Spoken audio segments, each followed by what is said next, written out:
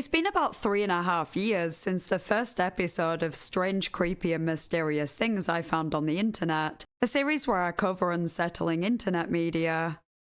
In this video, we'll take a look back on some of the most interesting entries in the series. Everything in this video is from at least 1 year ago, so if you're a newer subscriber who hasn't binged all my old videos, most of these will be new to you. And if you're an OG subscriber, then hopefully you'll have forgotten some of them. Anyway, let's investigate. If you enjoy internet mysteries and generally disturbing content, feel free to subscribe and turn on notifications for more content like this. If you're interested in supporting the channel, you can become a Ko-fi member or a channel member to gain access to uncut videos and other perks, or you can leave me a tip by clicking the thanks under this video. Thanks to anyone who considers this.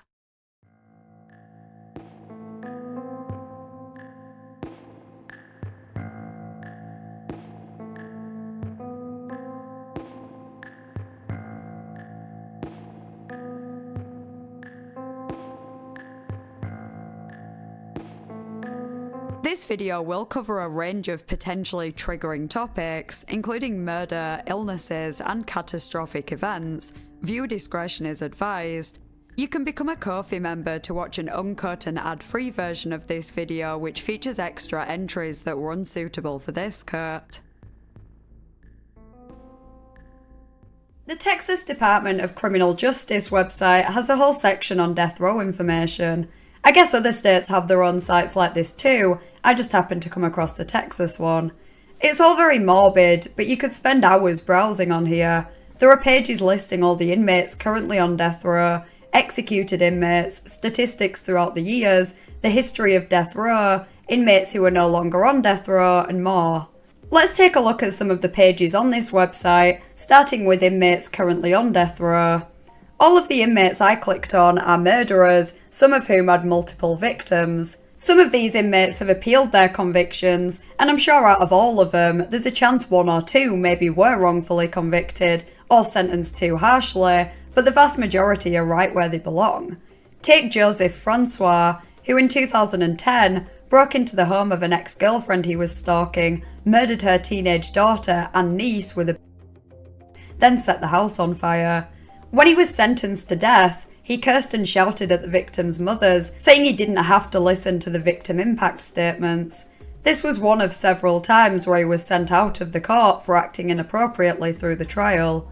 This man clearly had no remorse for what he did, and while it's the most violent of his known crimes, it wasn't the first. He had been in prison in 1992, 1993 and 1998 for possession of a controlled substance, and in 2006 for burglary of a habitat and retaliation. I do think it's possible for even some murderers to rehabilitate and genuinely see the error of their ways. Whether or not they should be given another chance at life is a whole other debate. But it surprises me how people in these situations even have the nerve to appeal the sentences. Joseph violently took 2 lives, totally disrespected the victims' mothers in court, and yet he doesn't believe he deserves the punishment he got. Travis Mullis views his conviction differently, and in 2018 requested that his legal counsel be dismissed and all previous mental health evaluations be ignored, with hopes that his execution would be fast-tracked. He was convicted in 2011 of abducting and murdering his 3-month-old son in 2008. In 2012, he wrote, "There has never been any question of innocence in this case. It is in the best interest of justice for the victim and the victim's family for this appeal to stop, and execution of the sentence to be carried out in a timely manner." I bet it's also in his best interest. I doubt he cares too much about the victim or the victim's family, especially after seeing him so nonchalantly describe what he did, even with a smirk on his face. As Travis said, there's no question of innocence in this case, so the chance of him ever living a free life is minuscule. Even if the death sentence got overturned, he'd spend the rest of his life in prison or in a psychiatric hospital, and he's currently just waiting to die, so I'm guessing he just wants to speed up the process and get it over and done with. There's also a list of inmates who are no longer on death row, many of whom had their sentence reduced for one reason or another. Some died of natural causes, and others took their own lives before they could be executed, or after their sentence was reduced, presumably because they didn't want to spend decades in prison. That covers most reasons for the inmates no longer being on death row, but there are a couple of exceptions, such as Edward King, who was murdered by another inmate, and Ovid Douglas, who was killed after attempting to escape from Jefferson County while on bench warrant. There are countless stories here that you could spend days researching. The most interesting page on this website, in my opinion, is inmates' last words before they got executed. It's morbidly fascinating to know what went through these people's heads moments before they died, whether they regretted their crimes or didn't seem too bothered. Many of them seem to have accepted their fate and thanked the prison guards and apologised to the victims' families, such as 55-year-old Anthony Shaw, a serial killer and child molester. I'd like to take a moment to say I'm sorry. No amount of words could ever undo what I've done. To the family of my victims, I wish I could undo that past. It is what it is. God bless all of you. I will die with a clear conscience. I made my peace. There is no others. I would like to wish a happy birthday to Barbara Carroll. Today is her birthday. I would like to especially thank those that have helped me. You know who you are. God bless everybody until we meet again. I'm ready, Warden.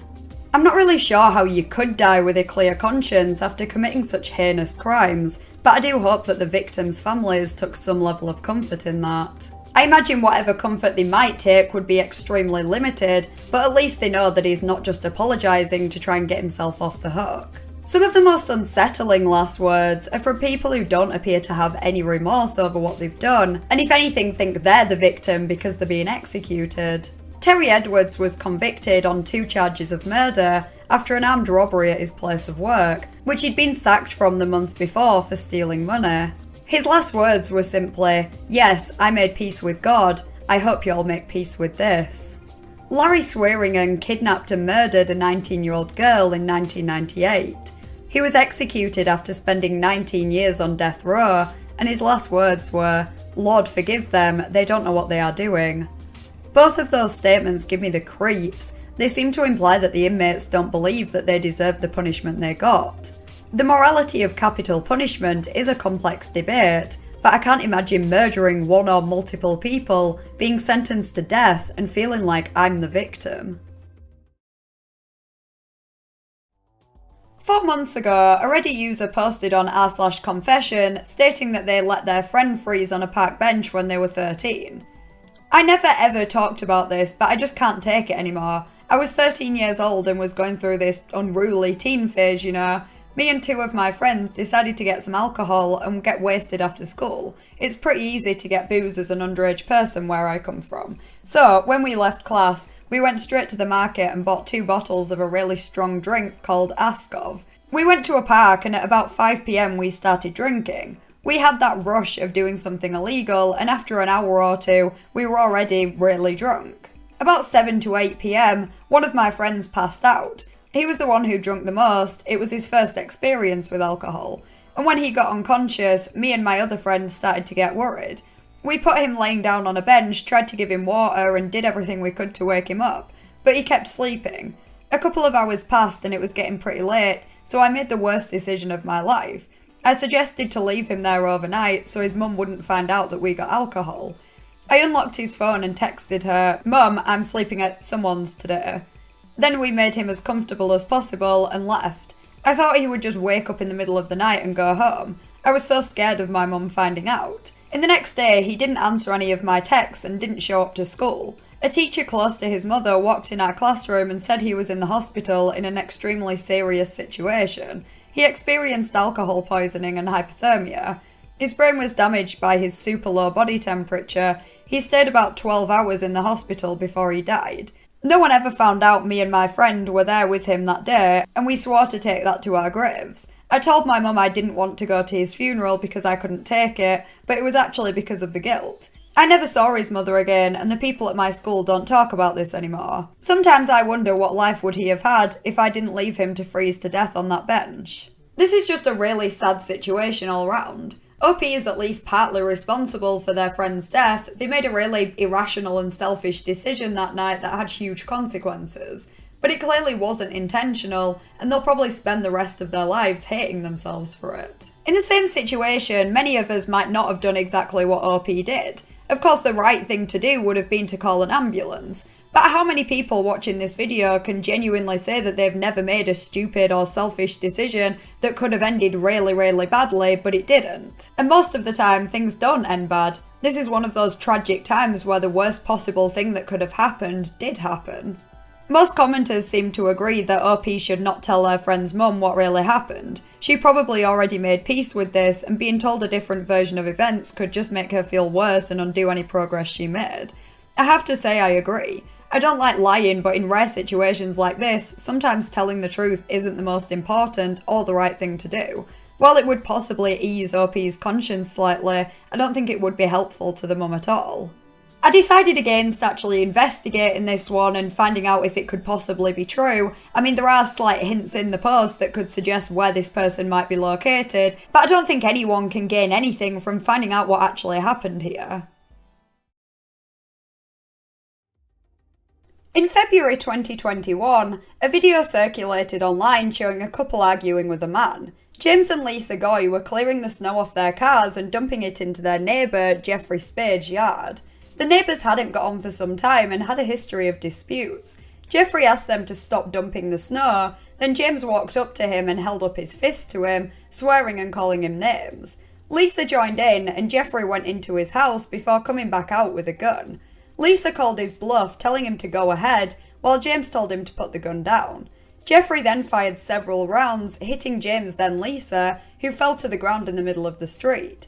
James tried to run away, shouting, "Call the cops," while Jeffrey went back into his house and returned with a larger rifle, which he then used to fire at the couple again, killing them both.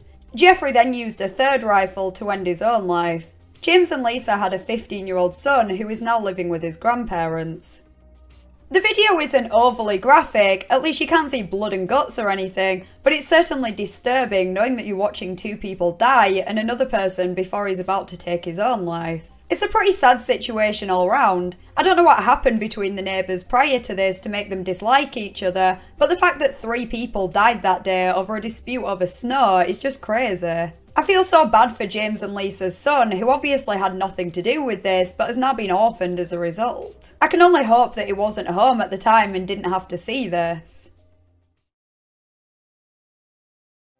Nirvana was an American rock band founded in 1987 by lead singer and guitarist Kurt Cobain and bassist Chris Novoselic. After Kurt took his own life in 1994, the band broke up, but they still have countless fans all around the world even today. 10 years before Kurt's tragic death, like many teenagers around the age of 17, he spent time goofing around with his friends and filmed some pretty bizarre videos. One in particular has been dubbed Kurt's Bloody Suicide. To call it a horror movie would be a stretch to say the least. It's just a bunch of creepy shots stitched together to make a 7-minute long video with no narrative. The clips include Kurt cutting himself, being shot, stabbing a dog, and performing a ritual alongside other random scary shots. It's all fake, of course, almost hilariously so. Right after he pretends to stab the dog, you can see its tail wagging and it gets up. The last couple of seconds could have been trimmed to make it look more realistic, but there's something slightly compelling about the thrown together, not taken too seriously vibe. There's also something very eerie about the video. I'm not sure if it's the simple fact that 10 years later Kurt would go on to take his own life, or the fact that the video itself portrays those themes from such a light-hearted perspective. What was once depicted as a joke in a homemade movie would eventually become reality. Kurt's death sparked much morbid fascination, particularly among conspiracy theorists who believe he might have actually been murdered. It's a controversial debate, and there is convincing evidence on both sides. It's been a while since I last looked over the case, but researching for this video sent me right back down the rabbit hole, so let me know if you'd like to see a video on it at some point. Regardless, the video serves as a short but interesting glimpse into Kurt's mind before his mental health and his addiction really spiraled. HumanLeather.com is the website for a company that claims to sell wallets, briefcases, belts, and other items made from real human leather. If you visit the site now, you'll be met with just one page that features an About Us section. It reads, "We are a specialised leather products company and we only work to a very specific order book. In fact, we only craft a very limited number of pieces per year, depending on our stock of raw material. We closed our order book a few years ago as our waiting list became too large for us to be able to service all our outstanding requests. We will soon, however, be opening our waiting list again to our exclusive clientele. Please keep your inboxes and your minds open. More information can be found by looking at archives of the site, and there's a history page where they explain that they are specialists in producing a very limited number of exquisite and exclusive products for an extremely discerning clientele. They highlight that human leather has been used in the past for binding anatomy books, using the skin of the cadaver to encase the knowledge that he had bequeathed, though it's not used so much today because of social and religious taboos. The company's goal is to reintroduce human leather because it's the softest, smoothest and finest leather that is obtainable.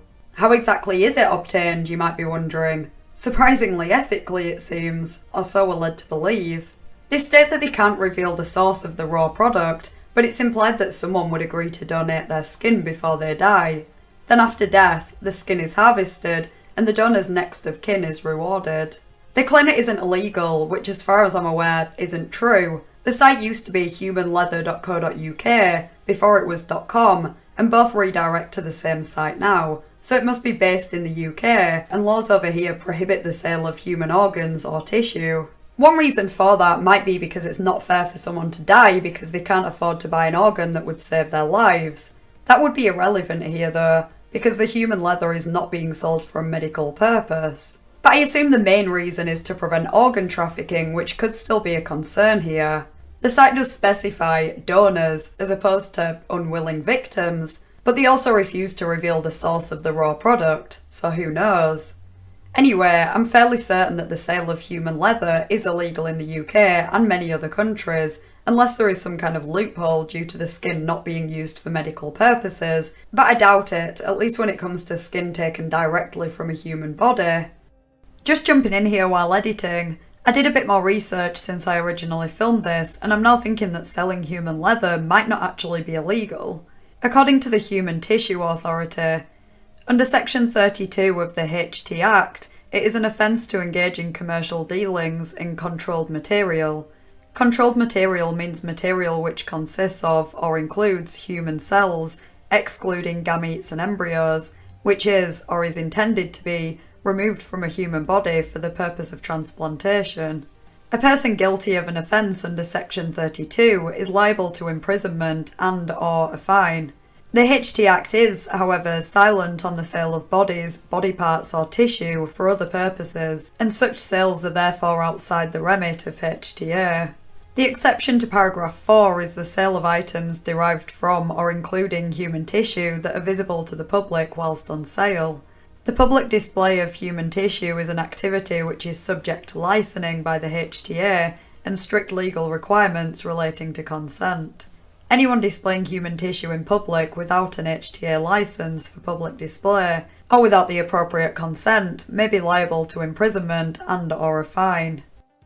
That could explain why the Human Leather Company doesn't show any photos of their products on the website. I assume the images they do have are just stock photos. But if I'm not mistaken, all that means that providing the skin is sourced consensually and the product is not visible to the public, the sale of human leather is legal. In 2016, design researcher Tina Gorjank displayed products from her Pure Human collection at Central St Martin's, an art school in London. The collection included 2 bags and a jacket made from human skin grown in a laboratory, and not just any human skin, but Alexander McQueen's, a fashion designer who died 6 years earlier. DNA was extracted from a sample of his hair, grown in a lab, then tandem processed into the final product. Tina seems to have 2 main motives here. To highlight the lack of rights regarding our own genetic information, she didn't need McQueen's prior permission or his family's permission to take the hair sample and grow skin from it, and she even filed a patent for the human leather material. The second motive relates to ethics and sustainability. Similar to lab-grown meat, lab-grown leather would not only avoid killing animals, but would be more environmentally friendly too. The thought of having a handbag made out of human skin is really gross to me, but objectively, the Human Leather Company makes a fair point that that's probably only because of the social taboo. I guess it's not really that different to other leather. I think I'll probably stick to PU or something, but each to their own, I guess. You might be wondering who would buy such products from the human leather company, other than Ed Gein, of course, though I think he enjoyed the DIY aspect of his creations. The company takes their customers' privacy pretty seriously, and they don't really reveal much information on them. They even avoid showing photos of their products because they're made to order, and showing them could risk the anonymity of their clients. Whoever their clients are, they're pretty well off, considering the cheapest item you can get is a wallet that costs at least $14,000. A belt costs upwards of $15,750, and shoes cost at least $27,000. They later began selling human leather power bracelets for €500 each, such as the San Vishu Manipura bracelet, which claims to provide physical power, mental clarity, and fearlessness. In January 2011, they announced they were no longer taking orders for some time due to a high demand, and it seems that they never really started back up, at least not openly.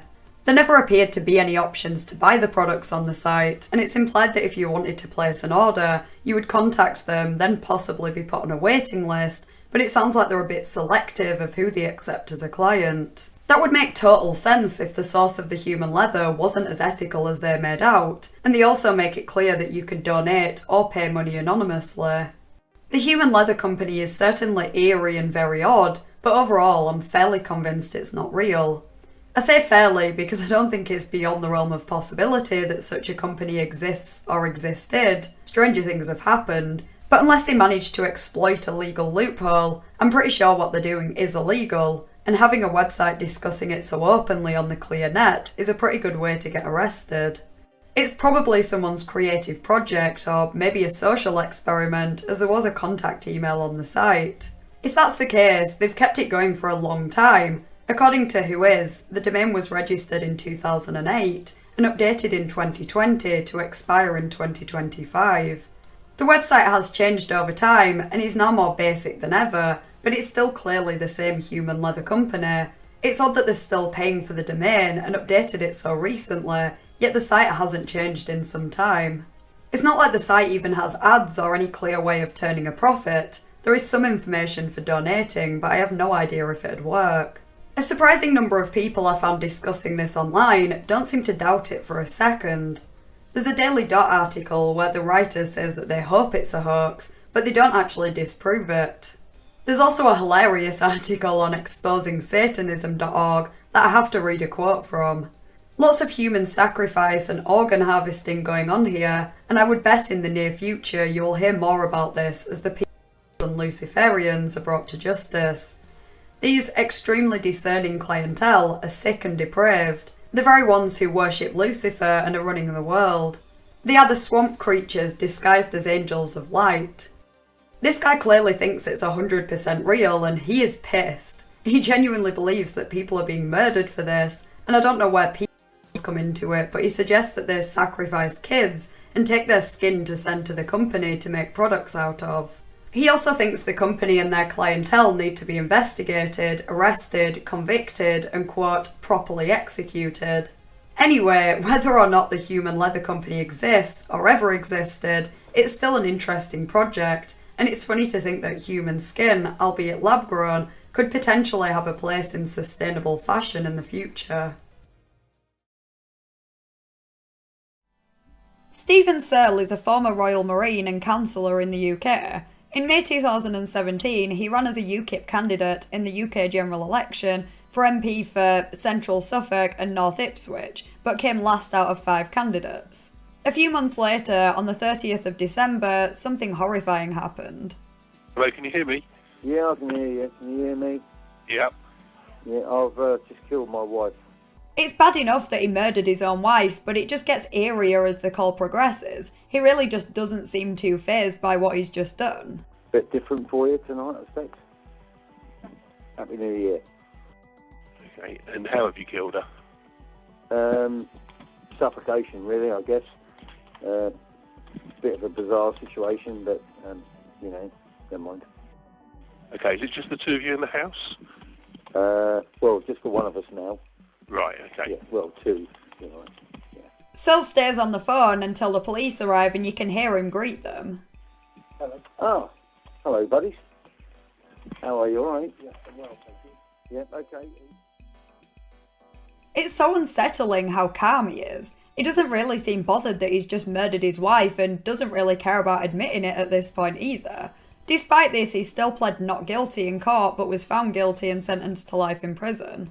It's thought that he killed his wife, Anne, after she found out about his affair with his son's girlfriend. Her last Facebook post, days before her death, was said to be, "Happy Christmas, I hope I will still be here in 2018. We will see." Which is kinda suspicious and makes you wonder if Searle was violent to her in general, and maybe she had an idea what was going to happen to her. Either way, this is a tragic case, and the call itself tells you that this man deserved no less than to spend the rest of his life behind bars. Ivan Miller, born in December 1944, was an Australian serial killer responsible for the murders of 7 people between 1989 and 1993. They were known as the Backpacker Murders, as the victims were tourists. 3 were German and 2 were British, the other 2 were from Melbourne. Ivan would approach hitchhikers to offer them a ride, then take them into the forest to murder them. If you've seen the movie Wolf Creek, you may remember it beginning with text on the screen that read, "The following is based on actual events. 30,000 people are reported missing in Australia every year. 90% are found within a month. Some are never seen again."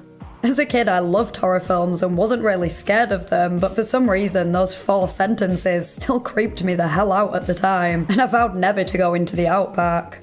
Contrary to my naive belief for a good few years, the exact story told in Wolf Creek didn't actually happen. The characters and plot were fictional, though Mick Taylor, the murderer, was loosely based on Ivan Milat and used the same modus operandi. Greg McLean, the director, also took inspiration from Bradley Murdoch, an Australian man who was convicted of the 2001 murder of English backpacker Pete Falconio.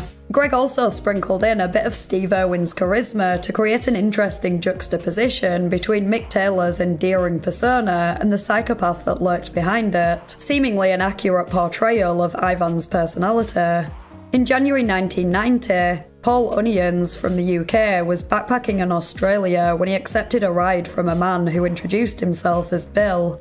At one point, Bill suddenly stopped the car and pulled out a gun and ropes, telling Paul it was a robbery. Thankfully, Paul managed to escape, even with Bill shooting at him as he ran away, and he reported the incident to the police. It wasn't until 1994, after surveillance had begun on Ivan, that the link was made between the murders and the attempted murder of Paul. In May that year, Paul positively identified Ivan as his attacker, and a couple of weeks later, Ivan was arrested. When police searched his home, they found various weapons, as well as items that belonged to some of the victims, more of which were found in the homes of his mother and brothers, causing some to wonder if they were somehow involved in the murders, or at least aware of them. Interestingly, Matthew Milat, Ivan's great-nephew, was sentenced to 43 years in prison in June 2012 for murdering his childhood friend in November 2010, so it seems a violent streak runs in the family. He and his accomplice, Cohen Klein, killed David Ochtaloni in the same forest that Ivan took his victims to, and he reportedly showed no remorse, even gloating about it the next day, saying, "You know me, you know my family, you know the last name Milat, I did what they do." He even wrote various poems about the murder, with one including the following lines. "I can see you start to sweat, wondering what you're gonna get, hoping for one in the head. Get up and start to run. How far are you gonna get? Your match you have just met. Are you gonna get away? No hope, kid, this is your day. The day that you won't be found. 6 feet underneath the ground." Anyway, back to Ivan. In July 1996, he was given a life sentence for each murder without the possibility of parole, and a total of 18 years for the attempted murder, false imprisonment, and robbery of Paul. A couple of weeks ago, an Ask Reddit post asked, "People who have encountered or saw a serial killer in their lives, how did it feel like? How was the interaction like?" One user recounted an experience their sister-in-law had when she met Ivan Milat. Their comment read, "Obligatory not me answer, but my sister-in-law encountered Ivan Milat, one of the 2 men that inspired the Wolf Creek series. She was travelling the east coast of Australia for a few weeks with her brother. One night, her and her brother were having jerky and beer by a campfire when Milat sat down at their campfire. When she first saw him, she thought he was a park ranger because of his style of dress. She thought he was going to tell them that they built their campfire in a prohibited area, but instead he commented on what a beautiful evening it was and pointed out some of the notable stars in the sky. Ivan never properly introduced himself. He just sat down and started chatting. He asked my sister-in-law where she was from, and she told him Darwin. He said, "What's a Darwin girl doing all the way out here?" My sister-in-law explained that she was on a road trip. She seemed to pique his interest when she told him that instead of doing the usual beach vacation, she wanted to do something a little more rugged, like explore caves, do a little rock climbing, and hike trails that were not popular with the tourists. My sister-in-law says that Ivan was friendly and he had a lot of ideas about places she might like to go, including a cave that had a waterfall inside, which was a bit of a hidden gem not well known to tourists. She felt comfortable talking with him, and when he invited her and her brother to join him at his campsite for some rabbit stew and beer, she would have said yes, but her brother instantly turned him down. Ivan's response to the rejection was a slight, "Well, I tried," shrug of the shoulders. He went back to his campsite, and her brother quickly packed their things into their rented Land Rover, and they wound up sleeping in the Rover outside a well-lit gas station that night. She said what was so scary about that night is that she felt almost immediately comfortable around Ivan, no red flags whatsoever. He reminded her of one of her uncles that worked construction, one of those rugged but worldly kind of guys, while her brother was immediately suspicious of the charming stranger. She kind of wonders what would have happened to her if her brother had not been there that night. It must be terrifying for her to look back on that situation, knowing she and her brother could so easily have been Ivan's next victims. Also goes to show that while a gut feeling isn't always right, sometimes it pays to trust it, as it could be the difference in life and death. Another Redditor replied to that comment with the following: "Ah yes, Ivan Millet. One of my friends knows a guy, convoluted connection I know, who actually got a lift from him while backpacking around the countryside. Apparently he got no ill vibes from Ivan initially, until he started driving past the agreed drop-off destination and wouldn't explain why he didn't stop. They kept on going a fair distance, but old mate kicked up enough of a fuss that Ivan eventually stopped and let him out. It gets worse though. Night was starting to fall, and old mate decided that it was too far to bother walking anywhere before dark, so he ended up throwing down his sleeping bag in a small gully, fairly sheltered from view but still within sight of the road. He'd barely gotten set up for the night when he spotted Ivan's car slowly driving back along the road.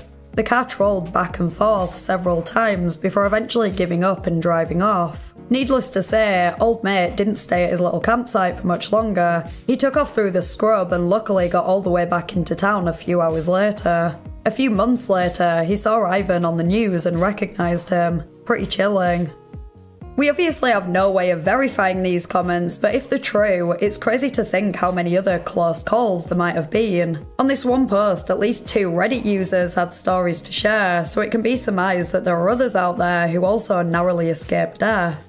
Another comment was from someone who knew a man that used to work with Ivan.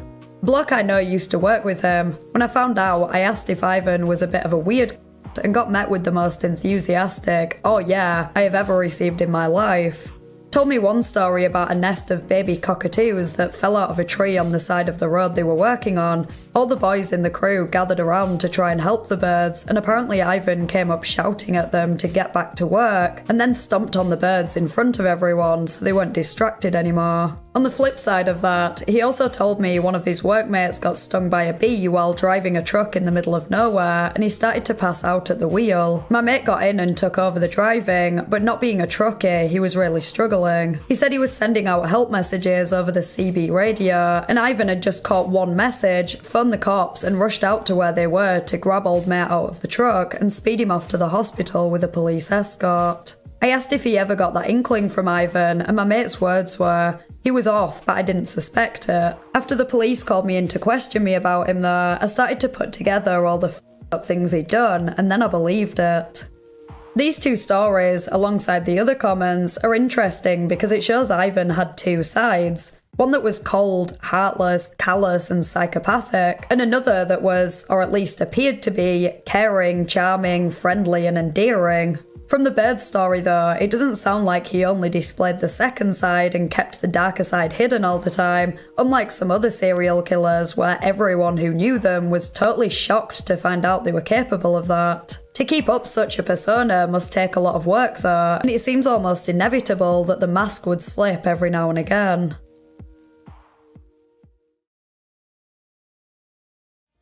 Hashima Island is an abandoned island around 9 miles away from the centre of Nagasaki.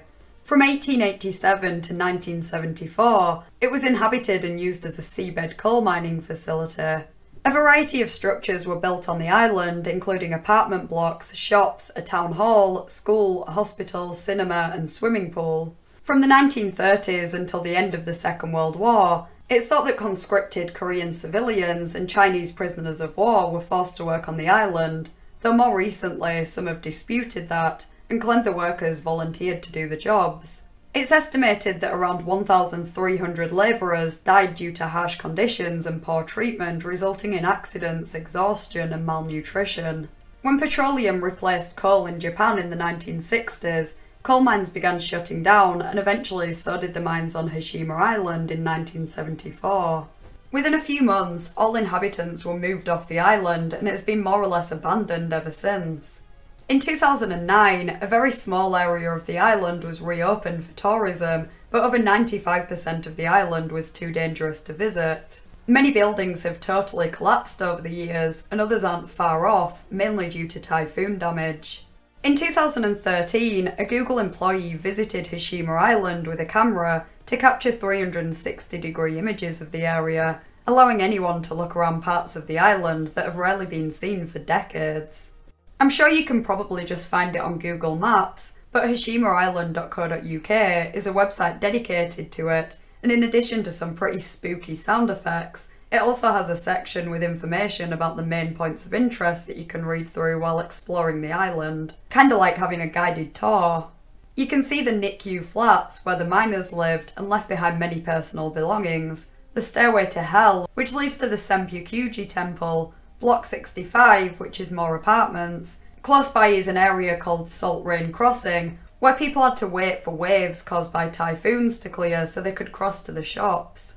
You can also visit the primary school, the final building ever to be erected on the island, Glover House, another block of apartments near Building 31 that was used for communal baths amongst other things, and the coal storage area, which is pretty self-explanatory. I'm pretty sure that when you flick through the pages of information on the different attractions, it's supposed to take you to that area. For some reason that wasn't working for me when I visited the site. I tried on 2 different days too, so I think it's probably an issue with the site. You can still wander around and read the information, and you can see each location on the map, but I'm useless at reading maps, so there's no point me even trying to find each location. I'll probably just keep checking back to see if it gets fixed. I find abandoned buildings in general quite creepy, so seeing a whole island that's been abandoned and learning about its history is particularly interesting. I'm also a bit too scared to explore areas like this in real life, so it's good to be able to do it from the comfort of my own home. It's just weird to think that it was once full of life, adults working and kids going to school, a community centre for family events, and now all that remains is weather-beaten buildings, rubble and overgrown greenery. In January 2021, a post was shared on Facebook about someone's horsehair being braided. The post read, "Slight backstory. My son and I went to Colorado in November and made a pit stop at the Bigfoot outpost. My boyfriend has 2 horses, one they have had for a long time and a wild Mustang they got about a year and a half ago, and we live in the country on 200 acres. Our wild Mustang has been coming in at night from time to time with braids in her hair. Nobody is out there except for us, and none of us are doing this. When we were at the outpost, we saw a sign on the wall talking about the myth of horsehair braiding by Bigfoots. These braids Abby comes in with are the exact same as what was in the photo there. It's like a dreadlock at the top, then a perfect braid at the bottom that is knotted at the end to keep it from coming undone. I guess Bigfoot doesn't carry hair ties with him. Anyway, it happened again last night, and they took photos for me. When we let the horses out yesterday morning, there were no braids in her hair." So OP seems to think that the braids could have been done by Bigfoot, and who knows? I don't actively believe in Bigfoot, but I do think it's more believable than a lot of other cryptids. There were a number of other suggestions of a similar nature, from fairies being responsible to demons, and people offered their advice on how to prevent the curse or whatever, such as by coating the hair with oil and allowing the braid to fall out naturally, because if someone takes it out, then the horse will die. This probably has a more grounded explanation though, I'm just not sure what exactly. Some comments suggested the braids might have just happened in the wind, which does seem pretty unlikely considering it looks like an actual braid and not just a knot. There are similar photos online from horse owners that claim their horse's hair was braided in the wind, so I guess it is possible, but most I saw looked more like a dreadlock than a braid like this. Others suggested that someone braided the hair to mark the horse to be stolen, which sounds semi-plausible, but if someone was going to steal a horse, I don't know why they wouldn't just steal it rather than braiding the hair to come back later. There are conflicting reports on whether or not that's even a thing. BBC News warned horse owners in Scotland in 2011 of exactly that happening, but other sources claim it's an urban myth. There is a chance that this is all just a hoax or even a prank. What looks like it could be a thin rubber band was pointed out in a few comments, which could suggest that OP braided the hair and took a photo just to create a mystery on Facebook, or maybe someone they lived with braided the hair without telling OP just to scare them as a joke. I don't think that is a rubber band though. It looks like it could just be a few hairs together crossing over the braid. That doesn't mean it wasn't a hoax or a prank, but you'd think that they'd braid more of the hair to make it seem even stranger. It's a bit hard to believe that the braid was caused by the wind, but it's not so perfect or extensive that that explanation seems absolutely impossible. But maybe that was the intention, to make it seem more believable, so maybe we'll never know for sure. Last month, a 4chan user made a post on the paranormal board titled, "Facing Super 8 Static." I feel the need to clarify that someone sent me this. I don't browse 4chan myself, unless I have an unavoidable reason to, because from what I've seen it's an absolute cesspit. Anyway, the post read, "Hello X. While talking with my friend, they sent me a video of their TV, zooming in on a face surrounded by static. They're residing in Super 8 Hotel with channels 1 to 68, yet they found an unnamed channel 73. The top right corner of the video says Plus TV, which appears to be a now defunct Finnish broadcasting service. There's no sound and the TV manufacturer is Samsung. They found other channels with static and no sound, but no others have the face or Plus TV logo. Neither of us or the two other people told this have found anything online regarding this." OP provided a download link to a video filmed by their friend. I'll play that now.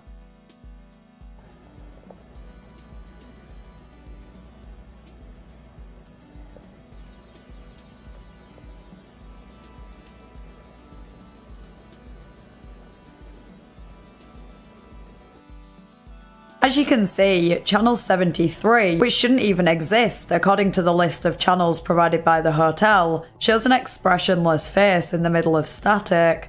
Obviously I don't believe anything paranormal is going on here, but not gonna lie, I would be so creeped out if I saw that in a hotel, and I'd probably be going straight down to the reception to ask what the hell is going on.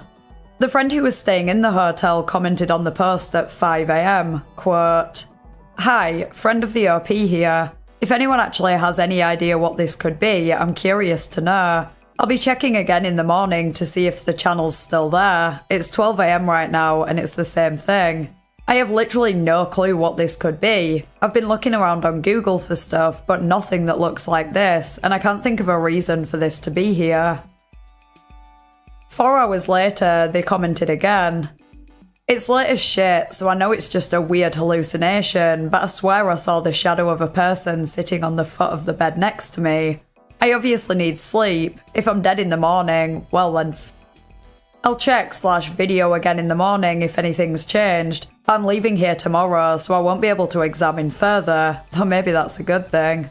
Also, yes, I did check again before sleeping and it was the same still." A few hours later, they posted a couple more photos at different angles, stating that the face was still there and that they were staying in Barrie, Ontario in room 404, just in case anyone in the area wanted to check it out for themselves as they were leaving. Kinda funny that the room number was 404, considering this seems like some kind of error. Anyway, the OP posted a couple more clips of the screen, which look like they were filmed the next day. The face is still there, but it hasn't changed at all. I don't know enough about TV broadcasts to formulate much of a theory myself. My best guess is that it is a legit channel and the signal has somehow become corrupted, resulting in a freeze frame of whatever it was showing. I can only assume the channel appeared in the hotel by mistake, but I have no idea if that's even possible. I tried googling Plus TV in Ontario and didn't find anything that might be relevant. I also tried searching for Channel 73, and all I found was a Wikipedia page stating that Channel 73 was formerly used by a handful of television stations in North America, and it was removed from TV use in 1983. I assume the logo on the screen was clearer in person, but in the photos and videos, while Plus is clear, I can't even be sure that the second part is TV. Anyway, the comments of the post provided a few more theories. A couple believed this really was some kind of paranormal activity, or that they had found a UDO, or unidentified digital object. Others were more grounded, suggesting that it was some kind of prank. One said it could be from an old news report before the network got shut down, maybe an arrest warrant or wanted criminal due to the intense expression on the face. The comment that, in my opinion, suggested the most plausible theory read, "Hey OP, I think I know exactly what this is. So back in the day when analog TVs and shit were common, there was a nefarious hobby for nerds called TV pirating, which is where you hijack an unused low-frequency channel from nearby and can broadcast whatever you want on it. I used to do it quite often in Topeka, both on TV and radio. Anyway, it's still common in some places, although harder to not get caught or be shut down automatically in a matter of seconds. So, what TV pirates do now is run very low quality tests with static and a symbol in the centre, usually at some met codes 45 and 85 respectively, to broadcast a recognisable symbol and test if it works while also being an inside joke to other TV pirates who they may know online or in real life. I'll look around to see if I know any TV pirates in Buffalo who would broadcast this. Also, since I know I'll get this question, yes, it is possible to only run a pirate station on one antenna receiver/server, meaning this could be an exclusive to someone staying at Super 8. This would also indicate a very old pirate, as hotel hacking was a fad of the 70s and 80s. Another user said they were visiting the area soon and they'd likely be staying at that hotel, so they'd request that room to see if they could figure out anything else. I can't say I'll be hanging around 4chan waiting for their post, if they even do post, but if anyone watching this decides to check, let me know if there are any updates. For now, I think the pirate station theory is the best we have, and the closest to the mystery being solved that we'll ever get until anyone else can provide more information. Unless, plot twist, Opie and his friend are the owners of the hotel, or, plot thickens, oh no, they're the same person, and this was all a marketing stunt to get more guests at the hotel. I suppose we'll never know.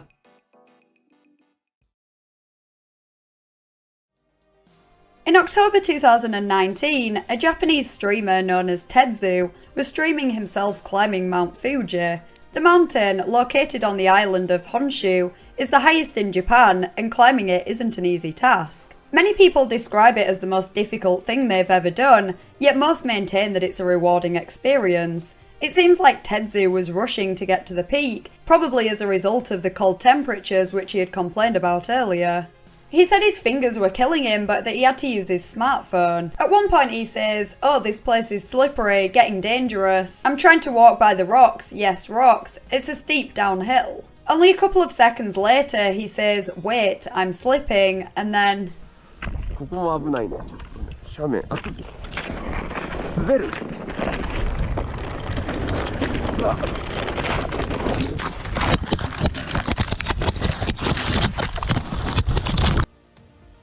As the camera turns, you suddenly get a visual idea of how far up he is. He's literally above the clouds. Within seconds, the stream freezes, presumably his phone got smashed up during the fall. It must have been awful for any of his fans watching that. It'd be pretty amazing to see your favourite streamer climbing Mount Fuji live, but then such a sudden, tragic turn of events. Police received calls from viewers who saw Tetsu fall, and a team of 10 people was sent out to search for him. Sadly, a body was found at an altitude of around 2,700 metres. Police said it looked like someone had slipped from the peak to around that point, so around 1,000 metres. Tetsu reportedly didn't have the right equipment or experience to be climbing a mountain of that size. It wasn't exactly the best time to be hiking up there either, apparently it was actually closed at that point. And as you can see in the video, his focus was on streaming rather than the hike, even prioritising the streaming over preventing frostbite in his fingers. According to the Sun Daily, there were rumours that Tetsu had stage 4 cancer and was trying to live life to the fullest.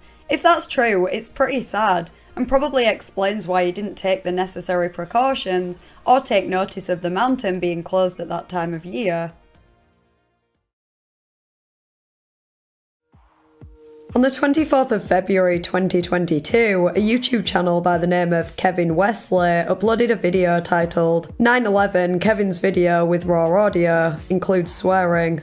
At the time of filming this, the nearly 9-minute video has amassed over 3 million views, and it's not hard to see why. The footage is about as clear as it could have been for 2001, filmed from a boat which, according to the comments, was taking tourists to the Statue of Liberty, beginning shortly after one of the planes crashed into the World Trade Center and showing the second plane flying through the sky and straight into the already smoking building. Screams and gasps can be heard as one man shouts, "What is going on?" Another repeatedly says, "My lord," and a third proclaims that they did it on purpose. The video gave me chills. It almost immerses you in the event, and for a moment you're lost in the pure shock and terror of those who actually witnessed it firsthand. In case you're wondering why it was only recently uploaded, the description clarifies, "I posted this video in the 2000s, but accidentally left it private until now." If the footage wasn't showing such a devastating event, it'd be kinda hilarious that the uploader didn't realise they'd not publicly uploaded it for 20 years. The top comment reads,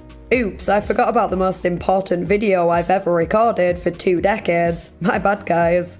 Most of the comments consist of people who were impressed by the quality of the footage and thanked the uploader for finally posting it. Others shared their own experiences of the event, whether they were there to see it in person or vividly remembered it happening on TV. However, some commenters were suspicious of the video and Kevin, the man who uploaded it, for a few reasons. Notably, they didn't believe Kevin's story that he uploaded the video but accidentally made it private and only realised so many years later. He doesn't actually make it clear that he uploaded it to YouTube as opposed to another site. Obviously, YouTube didn't exist at the time the video was filmed, it was only founded in 2005, so Kevin could have uploaded it then, or to another site shortly after he filmed the event, and only recently uploaded it on YouTube. Admittedly, it is kind of hard to believe that when so much footage has gone viral from that day, that at no point did Kevin think about sharing his again, assuming he was under the impression that his footage was out there but hadn't gained traction. Then again, maybe he's just not very tech savvy or doesn't use the internet much. It could suggest that there was a different reason, possibly that seeing the video forced him to relive a very traumatic event, and so he pushed it out of his mind for years until he finally felt ready to share it.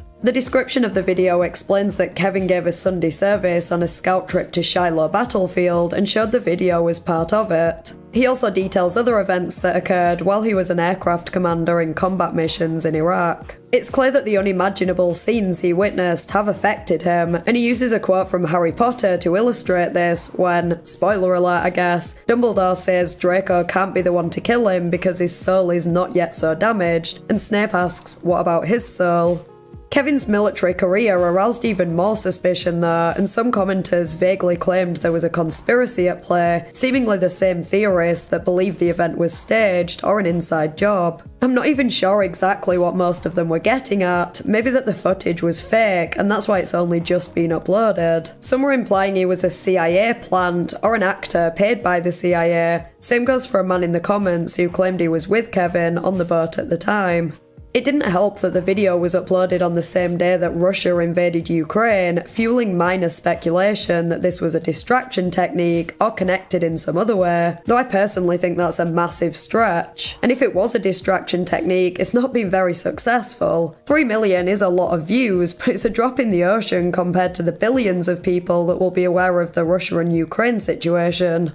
Kevin's LinkedIn page was found and it provides much more detail on his career. I'm not going to divulge too much of that here as I feel it's almost doxing him, and also because it's probably not that important. Though he was employed by the US Air Force at the time 9/11 occurred, and years later worked for the UK Ministry of Defence. I guess it's possible that Kevin purposely avoided uploading the footage for many years because he was worried about some kind of backlash in relation to his career, but there doesn't appear to be any solid evidence that he was involved in a cover-up of any kind, nor that a cover-up even occurred.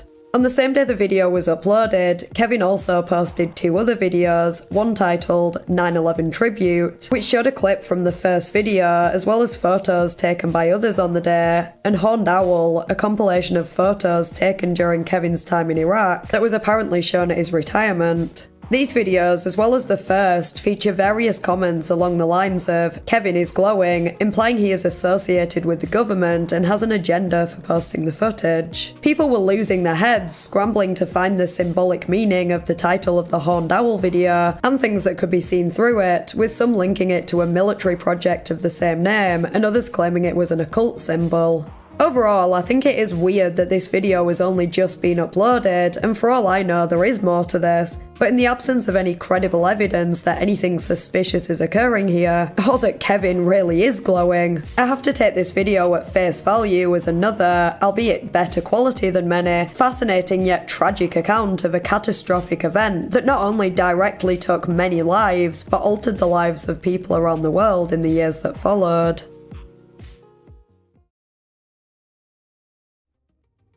Untamed and Uncut was a documentary series on Animal Planet that ran from 2008 to 2010. It showed a variety of animal encounters, some quite wholesome, but others absolutely terrifying. One of the episodes in Season 1 shows a man named Con caught in a crocodile death roll. It appears that Con works in a zoo, and he brings a crocodile out of the water to perform a very dangerous stunt where he puts his arm in the croc's mouth and taps its bottom jaw as he pulls his hand back out to make the croc snap. This isn't a particularly uncommon trick. Crocodiles can be trained to do stuff like this, but I wouldn't want to be the one training them or performing the trick. The stunt goes fine, and so Con brings out another crocodile to perform this with. It seems like he's trying to annoy the croc as much as possible, hitting it on the nose and poking in its mouth with a stick. This croc hadn't been trained as well as the first, it was only used to simpler stunts and had never performed this one on stage before. It was also a Siamese crocodile, which is more aggressive than some other species. So what could go wrong? I'll let you watch and find out. This is not part of the act.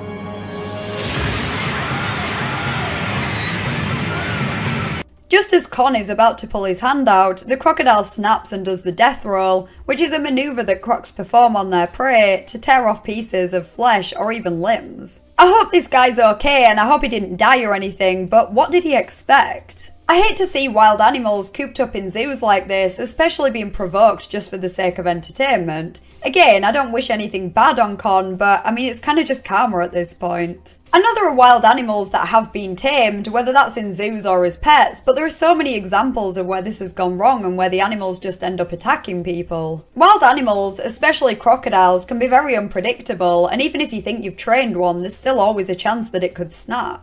I couldn't find any information online about Con or what happened to him, but I wouldn't be surprised if he lost his arm from this. You can see right at the end of the clip, his arm is bent completely the wrong way. It looks like his arm is either pretty much detached or at least the whole bone has snapped. I did find another clip online that shows him running away at the end, so I think it's safe to assume that he didn't die or anything, but I'd be surprised if he even has an arm after that, let alone one that is fully functioning. Videos like this always make me irrationally scared. I know there are no crocodiles in the UK and I've never encountered one in the wild, but just the thought of randomly seeing one is anxiety inducing. At least I thought there were no crocodiles in the UK, though according to examinealive.co.uk, NHS statistics revealed that at least 7 people were attacked by crocodiles and alligators in England in 2018. I'm definitely not sleeping tonight. It's thought that these crocodiles are often let loose by people who bought them as pets, and they got too big or too expensive to look after, which is wrong on so many levels. Some morals of this story: don't buy an exotic pet that you don't know how to care for, and if you ever see a crocodile, don't put your hand in its mouth. Variant Creutzfeldt-Jakob disease, or VCJD, is an incurable type of brain disease which has a 100% fatality rate. Causes include eating tainted beef and receiving a blood transfusion from someone with the disease. Initial symptoms include psychiatric problems, behavioural changes, and painful sensations. As the illness progresses, patients may experience poor coordination, dementia, and involuntary movements. These symptoms are as a result of damage to the brain by prions, rogue proteins that hijack healthy proteins, which in turn leads to holes in the brain. According to the New York Times, early signs of prion damage can masquerade as insomnia, depression, confusion. Some victims begin seeing things upside down or in surreal colours, or they hallucinate bugs crawling everywhere. The disease eventually eats away at balance, speech and memory, until the whole of what makes us human is gone. The average life expectancy is just 13 months after the onset of symptoms, though it can be anything from 6 months to 2 years. Examination of brain tissue is required to confirm a diagnosis, so for a suspected diagnosis, it's usually just a case of the symptoms matching and everything else being ruled out. Jonathan Sims, born in 1984, contracted the terrifying disease in his late teens and began showing symptoms between May and September 2001. Initially, doctors weren't sure whether it was VCJD or multiple sclerosis, and they were really hoping it was the latter, though it turned out to be almost definitely VCJD, and he was given a year to live. His parents decided not only to avoid telling him that, but instead to tell him that he had multiple sclerosis. They worried that telling him the truth might have made him worse, but regardless, as predicted, he deteriorated significantly. In December 2002, his parents won a legal battle for him to be treated with an experimental drug called pentosan polysulfate. This medication is used for interstitial cystitis and osteoarthritis and had been shown to slow the onset of VCJD in animals, though it hadn't yet been tested on humans, hence using it on Jonathan was a controversial decision. In addition, getting the right dose was hard because an effective dose and a lethal dose are very close when used on animals. The drug has also caused cerebral hemorrhage, convulsions, and extensive brain damage in animals. So it was a risky move, and many medical professionals opposed it because it hadn't even been shown to reverse the disease, only to slow the progression of it. By this point, Jonathan was unable to walk or talk. He lost his ability to speak after developing pneumonia the day before his 18th birthday. He was rushed to the hospital and staff strongly advised against treatment, though his parents refused to give up on him. Given how much Jonathan had deteriorated, it was feared that the drug would simply preserve him in this state, rather than actually improving his condition, which would have obvious ethical ramifications.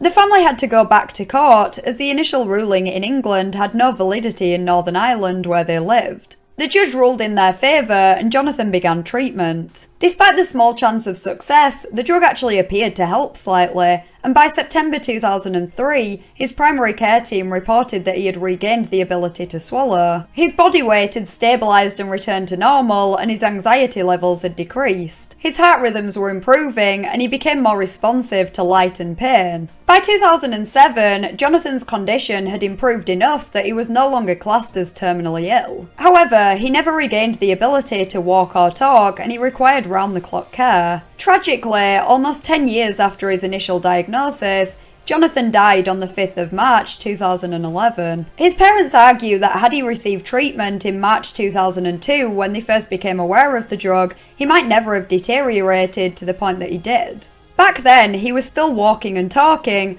and while it's unlikely the drug would have completely reversed the disease, there is a chance he could have survived much longer with a much better quality of life. This case leads to a very complex ethical debate though. From the parents' perspective, they wanted him to get treatment as soon as they found out about the drug, which is totally understandable, but when he deteriorated so much, was it ethical to preserve him in this condition where he couldn't even swallow himself, let alone walk or use a wheelchair? They hoped the drug would reverse the condition, but medical professionals were more or less unanimous in their opinion that there would be little to no improvement.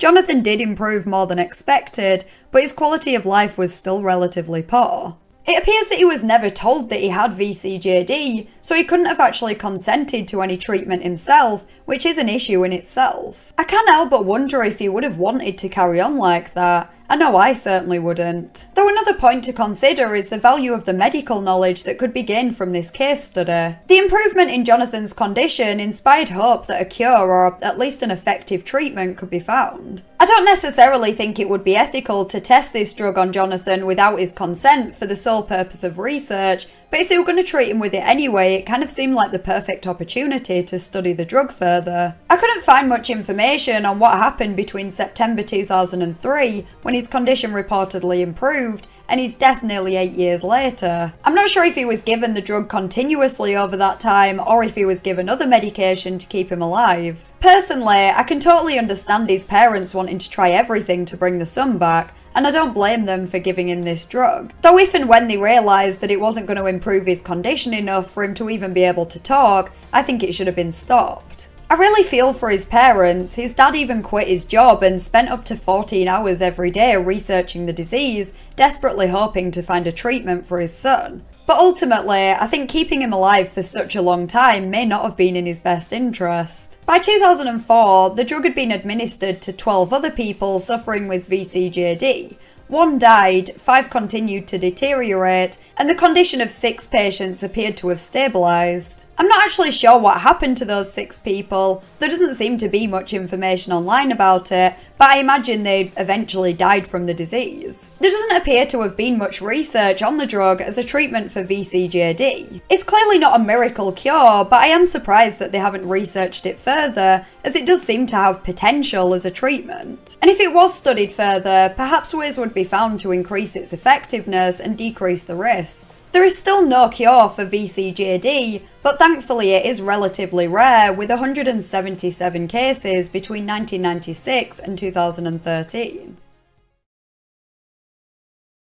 Disney has been accused on multiple occasions of featuring references and images that may be inappropriate for children in their movies and TV shows. In most cases, it could be argued that whatever happened wasn't intentional, or that it was taken the wrong way. Even if it seems pretty obviously intentional, they can still argue plausible deniability in most cases. For example, in The Lion King, there's a scene where Simba collapses and a cloud of dust goes into the air, which appears to spell out the word.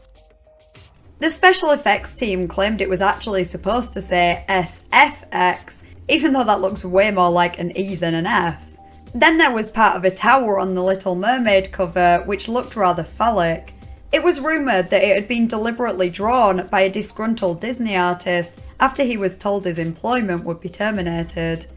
In actuality, the artist wasn't even a Disney employee and hadn't been sacked. He claims the phallic object was a total accident and a result of rushing through it in the early hours of the morning. He said he didn't even realise, and neither did anyone else for about a year after the film's release. However, there's one appropriate scene that can't be chalked up to an accident: the photo of a topless woman in The Rescuers. On the 8th of January 1999, Disney announced a recall of around 3.4 million copies of the home video version of the movie because it contained a, quote, objectionable background image. The image appeared in 2 non-consecutive frames and were not normally noticeable when watching the film unless you knew about them and paused it at exactly the right time. So there's actually a bit of a conspiracy theory surrounding why Disney decided to recall these copies of the movie at that time, when those frames had been in it since the original theatrical release in 1977, over 20 years prior, and knowledge of the scenes wasn't widespread. The Rescuers was released on VHS in 1992 and released again as part of the Walt Disney Masterpiece Collection on the 5th of January 1999. The recall was announced 3 days later, and some people believe it might have been a publicity stunt to make those copies more in demand and to generally boost sales. Some people even believe that Disney was aware of these scenes all along and that they actually authorised the release of the film with these scenes, with hopes that more people would hear about it and therefore more people would buy it, but that's just a theory. The origin of the photo is unknown and the woman's identity remains a mystery. Her face isn't very clear in the photo, but all this time later, you'd think by now someone would have recognised her, considering her nude was literally in a Disney movie. I'd be willing to bet money that there are some people who have spent a considerable amount of time trying to identify her. This is the internet after all.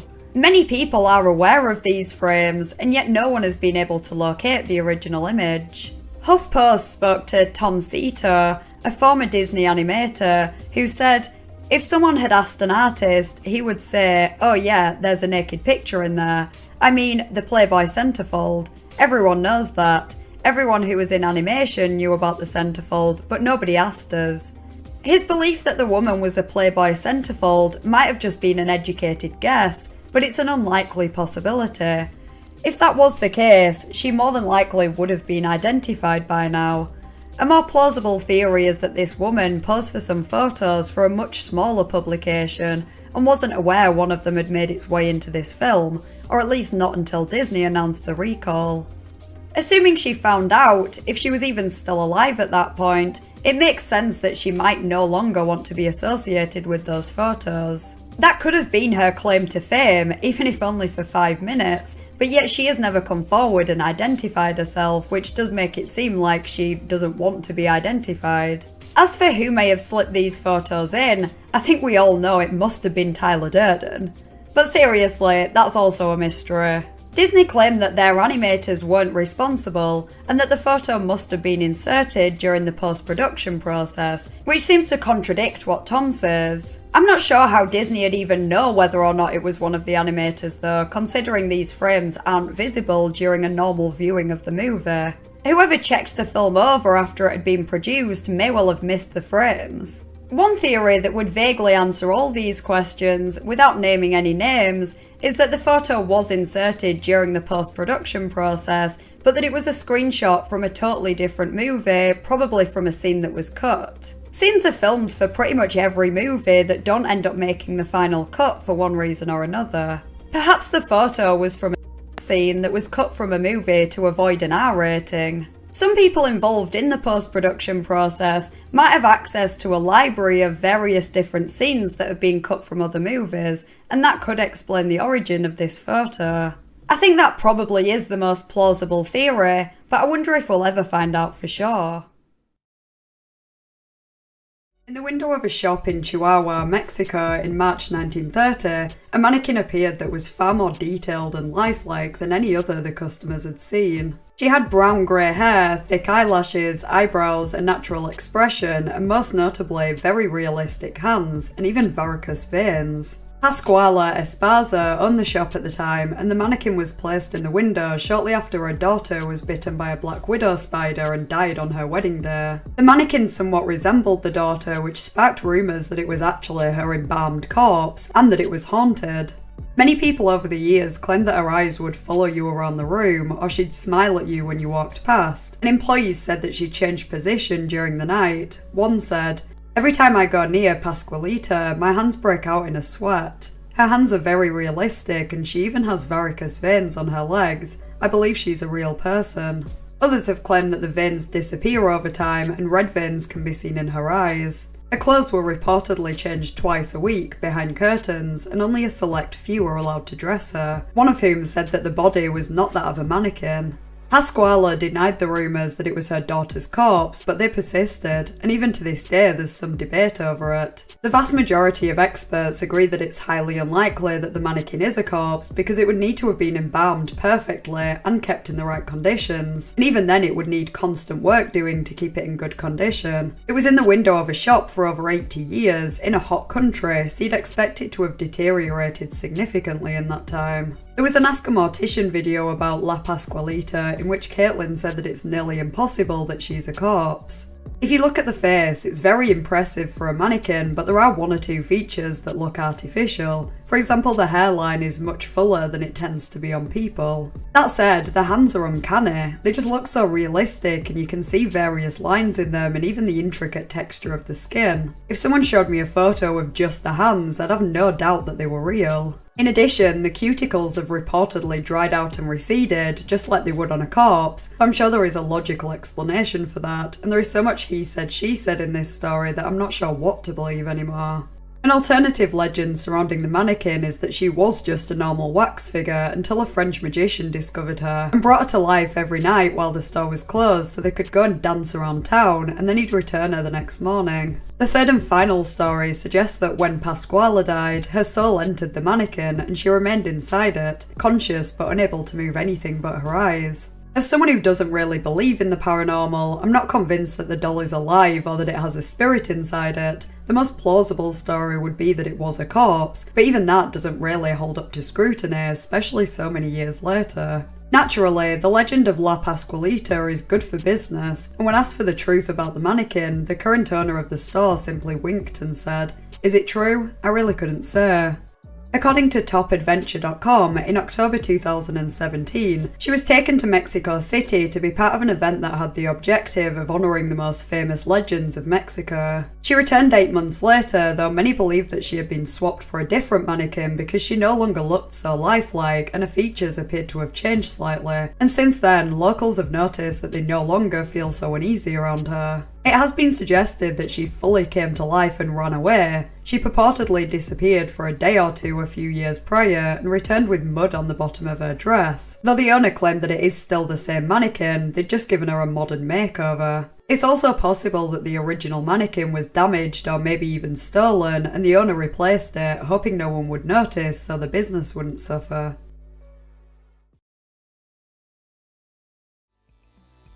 This next entry is a mostly solved mystery, but I still thought it'd be interesting to cover and perhaps useful for anyone who might experience a similar situation. 11 months ago, a user made a post on the Reddit Bureau of Investigation titled, "Almost 2 years later, I realised that my friend, who passed away, has been reading my Snapchat messages since his death. I also realised today that there's absolutely no information online about his death."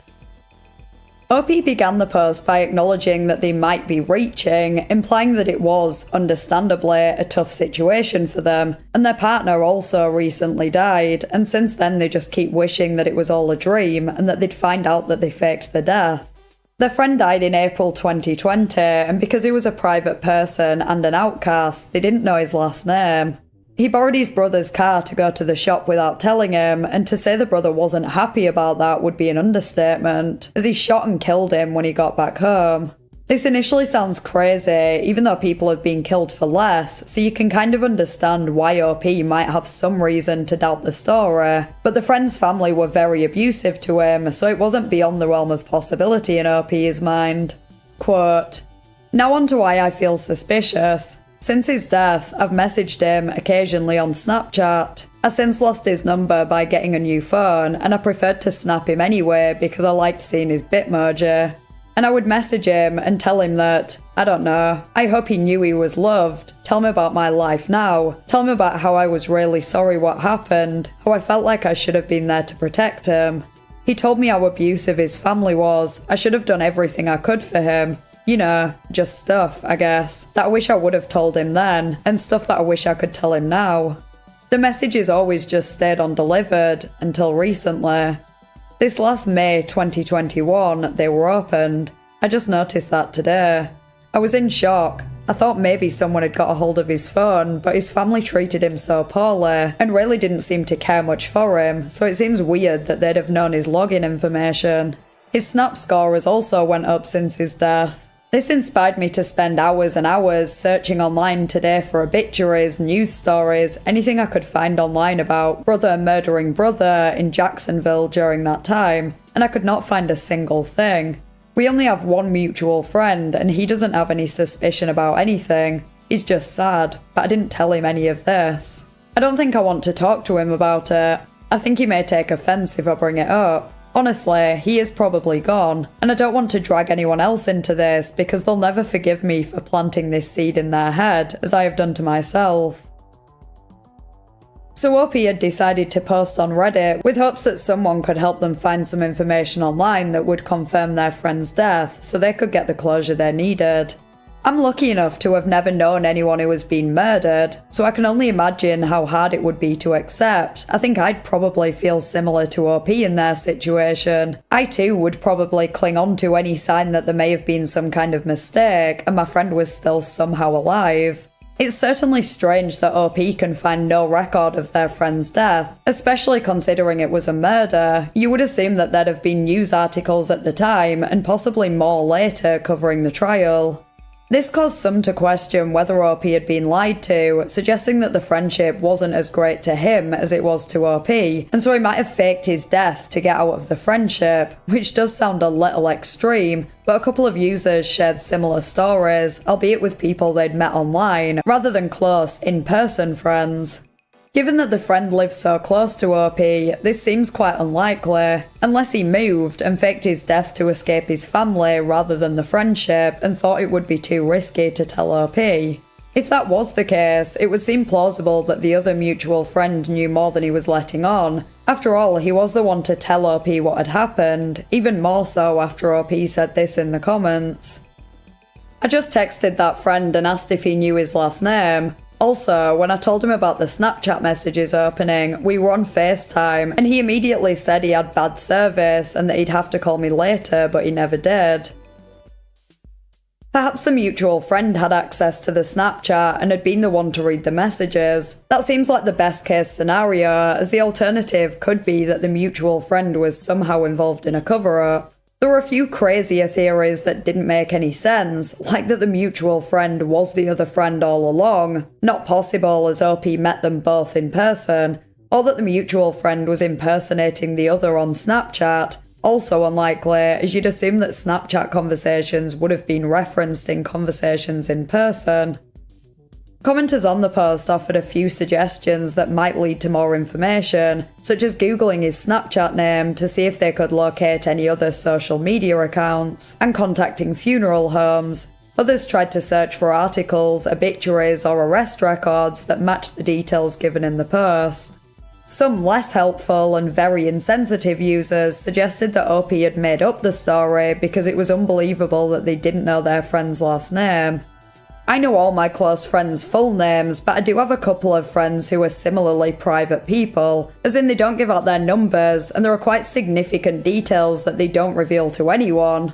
Some people take their own privacy much more seriously than others, so it's not so hard to believe, especially considering the friend came from an abusive environment, which might make them more paranoid.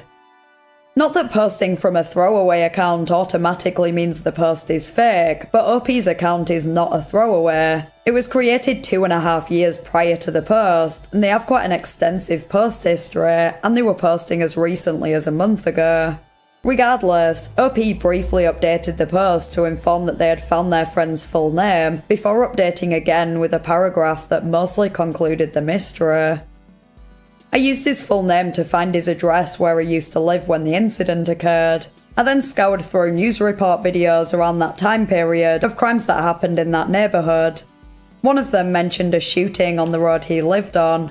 He lived on the corner of X and Y Road.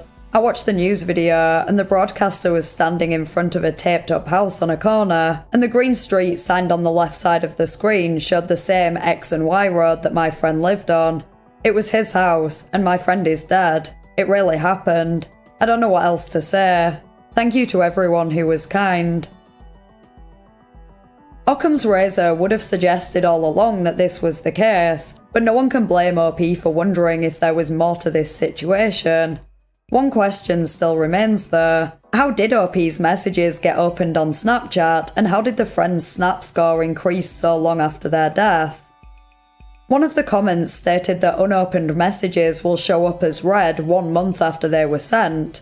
I googled it, and apparently Snapchat will remove messages that haven't been read within that time. However, I don't think they would show up as opened.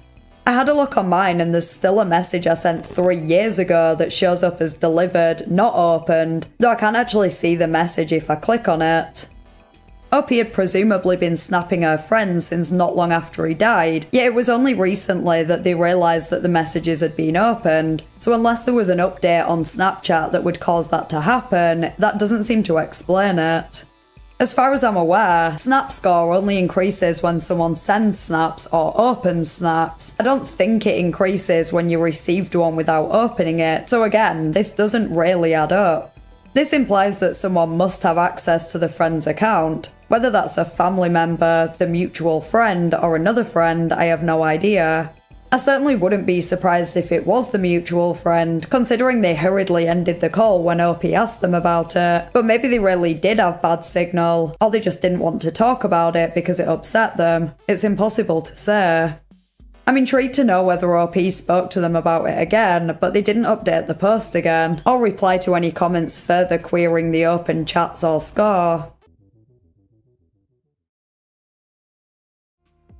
Wikipedia is truly a phenomenal website. It has pages on everything from historical events and politics to TV shows and celebrities. And of course, there are many disturbing articles too. One I came across a few weeks ago didn't initially strike me as such, and while slightly mysterious, it doesn't necessarily claim to be disturbing. But the more I thought about it, the more I wondered if the ramifications of it could be in some instances. The article is titled Abandoned Footwear, and as you probably guessed, it focuses on boots and shoes that have been found in unusual and out-of-the-way places, such as ponds or at the side of the road. It's honestly not something I've ever really taken notice of before, but since reading the article, I'm seeing loads of them. I've noticed items of clothing in the past too, though shoes seem to be more common, even taking into account that items of clothing would be blown easier in the wind, animals might make use of them for nests and bedding, and footwear is likely to last longer. For example, leather shoes are estimated to last 25 to 40 years outside.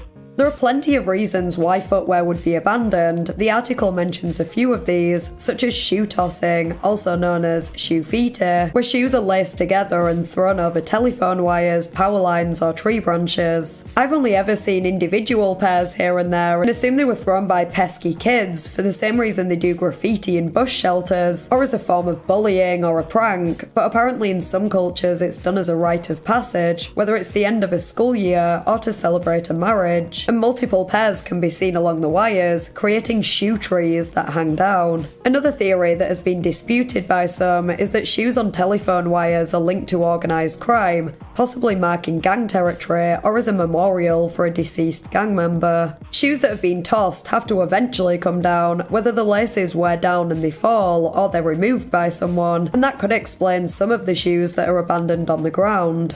The Wikipedia article also states that shoes can be left behind as a symbol of retirement in sport. For example, when Rulon Gardner, an American gold medalist wrestler, left his shoes on a mat, bowed his head, and walked away as a sign that was his last fight. I doubt that would account for many abandoned shoes outside though, as I can't imagine it being a common occurrence, and when it does happen, it'd usually be inside.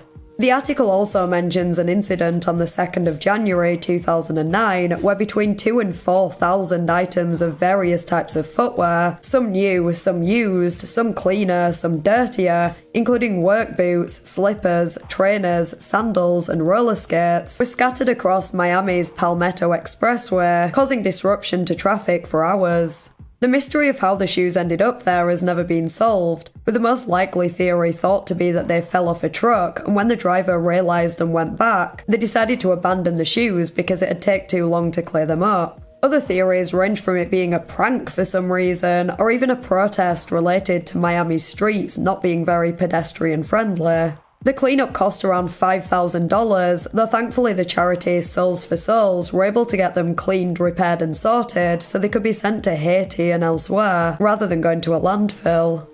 There was another separate incident in which hundreds of pairs of Nike trainers washed up on beaches around the world, from Cornwall in the UK to the Bahamas. It's thought that they originated from around 70 shipping containers that fell overboard from the Maersk Shanghai, a ship travelling from Virginia to South Carolina in 2018. As for footwear in general that is sporadically abandoned, in addition to the reasons cited in the article, fly tipping is undoubtedly responsible for a significant amount. I can't tell you how many times I've walked past piles of household waste, kitchen appliances, bedding and other items with clothing and shoes mixed in around the town I live in. Particularly with kids' shoes, there's a good chance they were left accidentally while they're out playing, or another kid hid them as a prank, and some are probably left by drunk people who have passed out in the street, or taken their heels off to walk home and not realise they dropped one.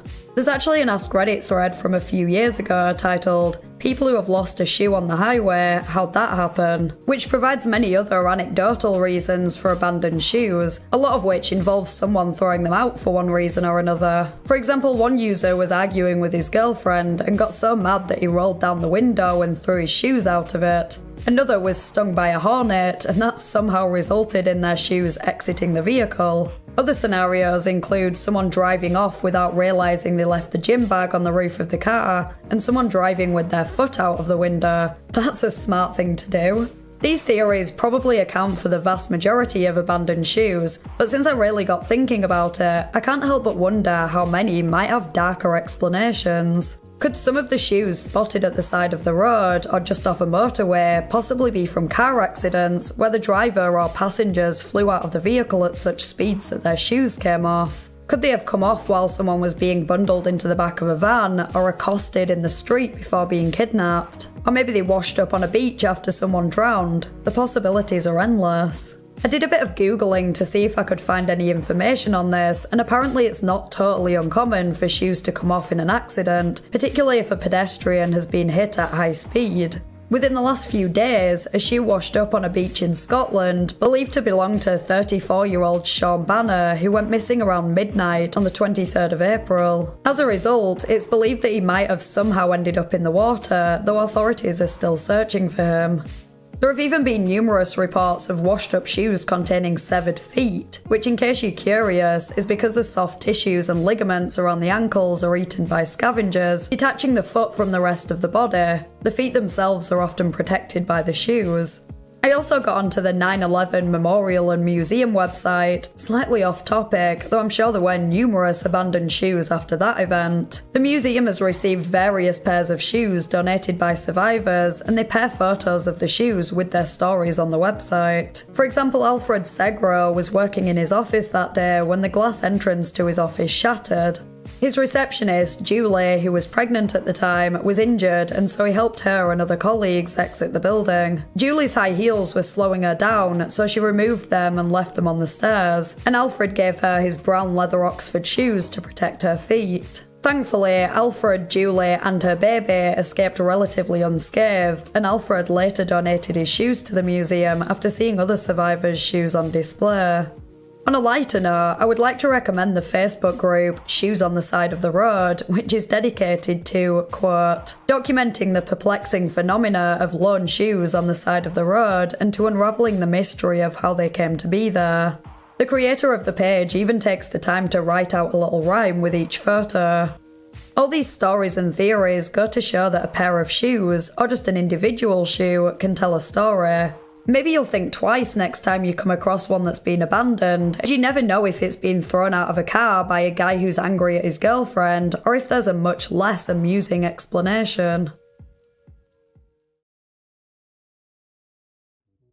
In March this year, a post was made on the Ghost subreddit titled, "A few years ago, something pushed our dog across the floor when my son was playing with him. He turned around and barked at whatever it was." The 12-second clip shows the dog clearly agitated, barking while slowly wagging his tail, looking down towards the floor.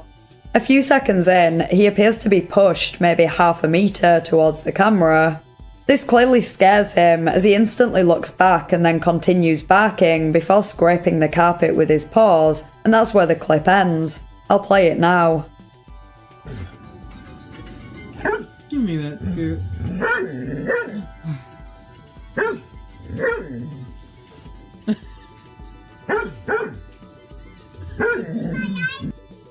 OP provided some context in the comments. To clarify a couple of things, this is just one of many videos recorded over the years of my kids and fur babies playing. Nothing unusual was done to it.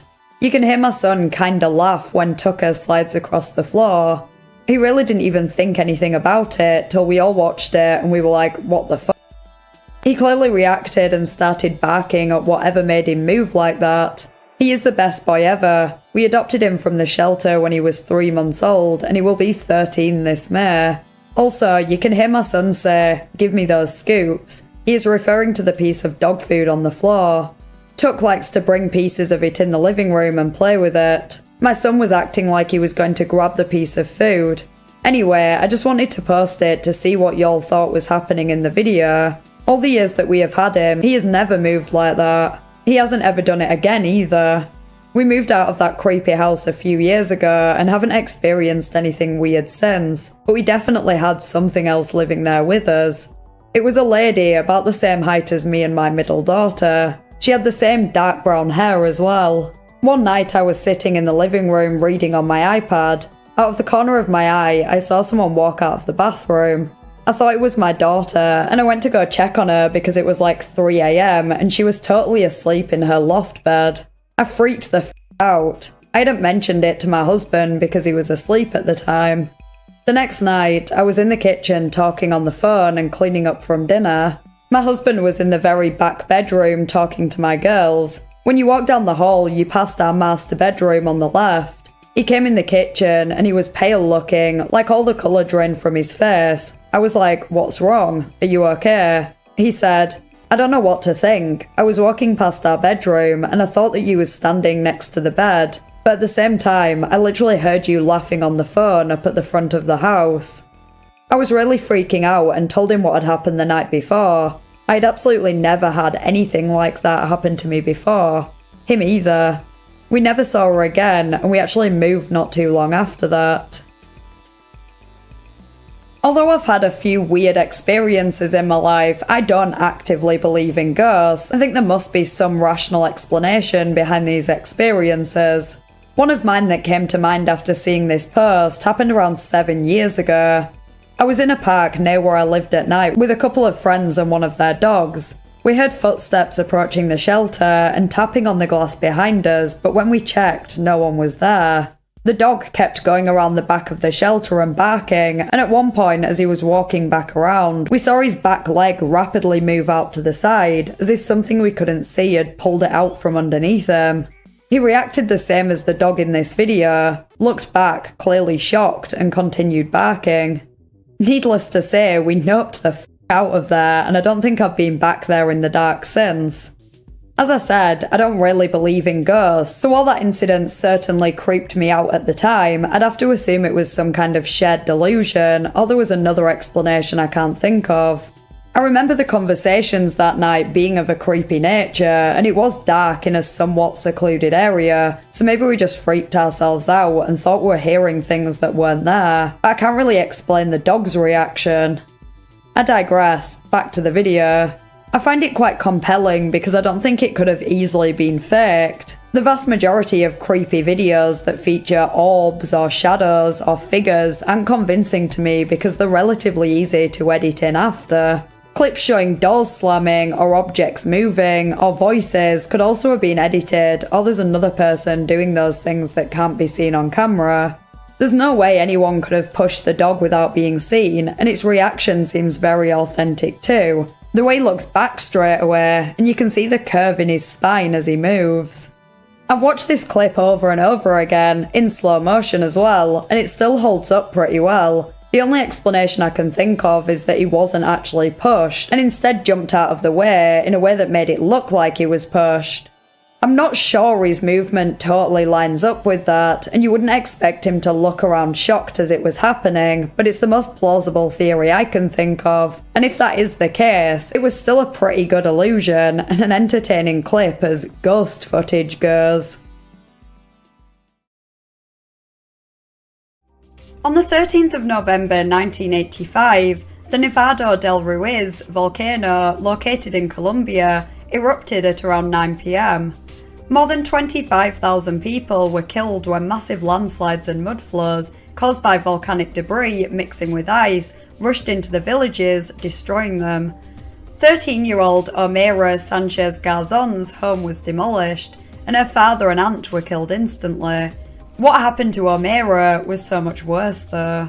Her legs were trapped between the debris of the house, and it was impossible to get her out. Rescue workers tried to free her, but each time it only resulted in the water level rising. As anyone would be in that situation, Omeira was scared, and she sometimes cried and prayed, but overall her courage amazed everyone.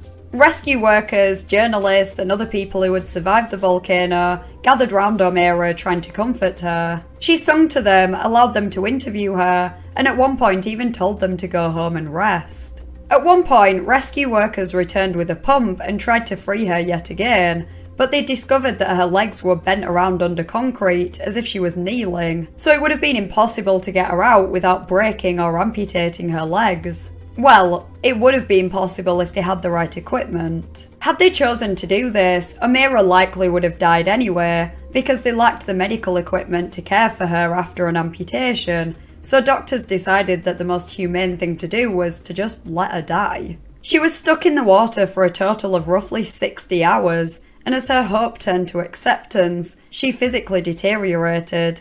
Her eyes turned red, her hands turned white, and her face swelled. Shortly before her death, she began hallucinating and told people that she didn't want to be late for school. Frank Fournier, a French reporter, travelled to photograph O'Meara, a decision that would prove controversial. He was called a vulture, and people didn't understand how he could just stand there taking a photo of this poor girl while she slowly died. On the 16th of November, at around 10 AM, O'Meara died, likely due to gangrene or hypothermia.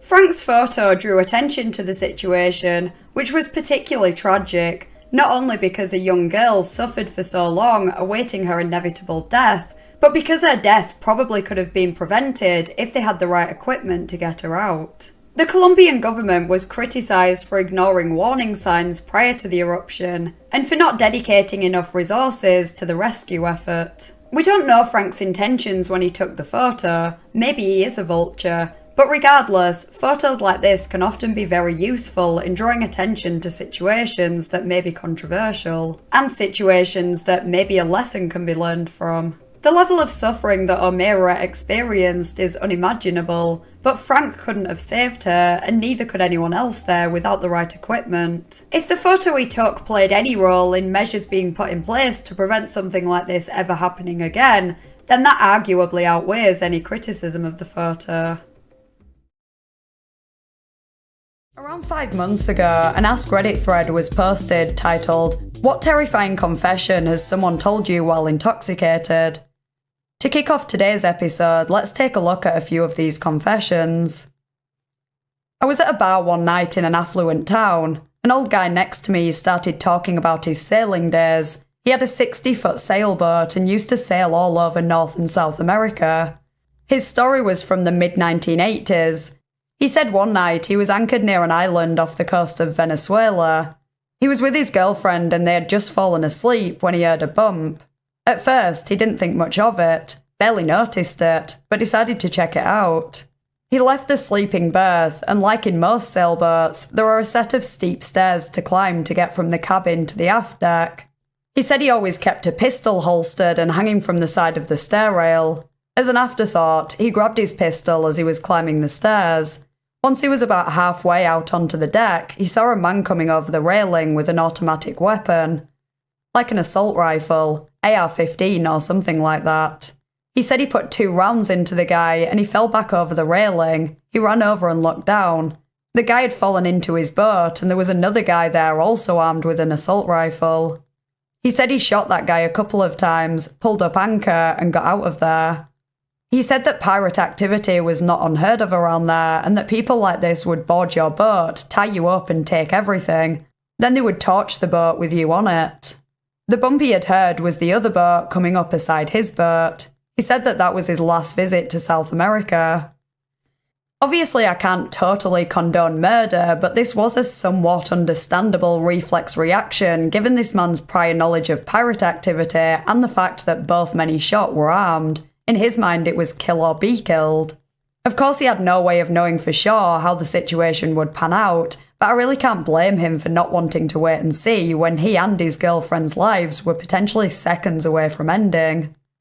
I wonder how he feels about it now, seeing as he acted without a second thought. Is it something that weighs on his conscience, or does he feel totally justified? The next confession is of a similar nature, in that it's a man confessing that he killed people, though significantly more and in a different context. Not 100% sure if the man was drunk or just needing to get it off his chest. Years ago, I waited tables in a family Italian restaurant. A family of 12 came in, had wine, appetizers, dinner and dessert. After the dinner, the eldest man at the table pulled me aside and asked to pay. We walked over to the register. He says thank you, the service and food were great. Ends up tipping around 40%. I was blown away, said thank you probably 20 times. Anyway, he waited till no one else was around. He leans close and says, I was special forces in Vietnam. I had over 300 confirmed kills. In one instance, I had 50 kills in one mission, holding off enemy forces. We did some really sadistic shit over there. I've never told anyone about this. I was just so stunned by the randomness and frankly casual way he said it. I couldn't even think of anything to say, so I blurted out a forced thank you for your service with an awkward shoulder pat. It sounds like this man just really needed to tell someone, whether to ease his conscience or simply to pass on the story. I'm personally generally opposed to war, but I can't really blame soldiers for doing what they have to do. Like with the first confession, it's kill or be killed. However, when the man said they did some sadistic shit, I wonder what that even means. It seems to imply that he did worse than what was necessary to fight for his country, and knowing some of the horrors of the Vietnam War, I dread to think what that might entail. American soldiers were known to burn down civilian villages, torture people, rape the women, under the guise of finding the enemy. The most notorious example of this is the My Lai massacre, in which more than 500 people were brutally murdered. According to History.com, Army commanders had advised the soldiers of Charlie Company that all who were found in the Sun Mi area could be considered VC or active VC sympathizers and ordered them to destroy the village. When they arrived shortly after dawn, the soldiers, led by Lieutenant William Calley, found no Viet Cong. Instead, they came across a quiet village of primarily women, children, and older men preparing their breakfast rice. The villagers were rounded up into groups as soldiers inspected their huts. Despite finding only a few weapons, Calley ordered his men to begin shooting the villagers. Mothers who were shielding their children were shot, and when the children tried to run away, they too were slaughtered. Huts were set on fire, and anyone inside who tried to escape was gunned down. Not a single shot was fired against the men of Charlie Company at My Lai. It's not beyond the realm of possibility that the man OP spoke to was involved in this, but in any case, the massacre is an example of how brutal US soldiers could be in that war, so we can only imagine the types of crimes he committed. Anyway, on to the next confession. One time, an old acquaintance, 49-year-old female, and I, 32-year-old male, were drinking late into the night. She drank much faster than me, and before long, randomly and drunkenly, confessed to me the following. When her aging and sick mother, whom she despised and was a ton of unappreciated work to care for, was left in her care, she intentionally withheld certain medications and gave her too much of other ones, with the plan being to kill her off. It worked. She told her other siblings that the illness must have finally gotten to her and she passed in her sleep. Since she was already old and sick, there was no autopsy. A minute later, she snapped out of it and apologised profusely for telling me that, adding that I am the only person she has ever told. As with all these confessions, I can't even imagine how shocked and probably awkward OP would have felt being told such a dark secret, especially from an acquaintance and not even a close friend. I really wouldn't know how to respond to any of these, even having time to process. Never mind when they're just sprung on you out of nowhere. A few of the comments told OP to watch his back, as he mentioned that she was always a bit shifty and hot-headed, and now he knows a secret that could put her in jail. He might end up being her next victim. Someone claiming to be a medical anthropologist stated that incidents like this are surprisingly common, although it's usually as a form of euthanasia to end a person's suffering rather than out of spite. I was actually talking about this with my mum recently, and she said that going back a few decades, doctors would often give patients something to help them along, so to speak. And while they maybe wouldn't outright tell the family, it was somewhat of an unspoken understanding. I understand there are problems with the legalisation of euthanasia, as it's not always possible to gain a person's consent, and we don't know if whoever asks for it on their behalf has an ulterior motive. But I also think if there's no chance of someone recovering, it's cruel to force them to wither away when their suffering could be ended. I digress, as this confession wouldn't class as euthanasia considering the perpetrator wanted her mother to die for her own benefit. It's probably a complex situation, and without more context, it's impossible to comment further on it as we don't know the reason why she hated her mother. Has she done something awful, or was she just a grumpy and unappreciative old woman that caused her daughter to resent her?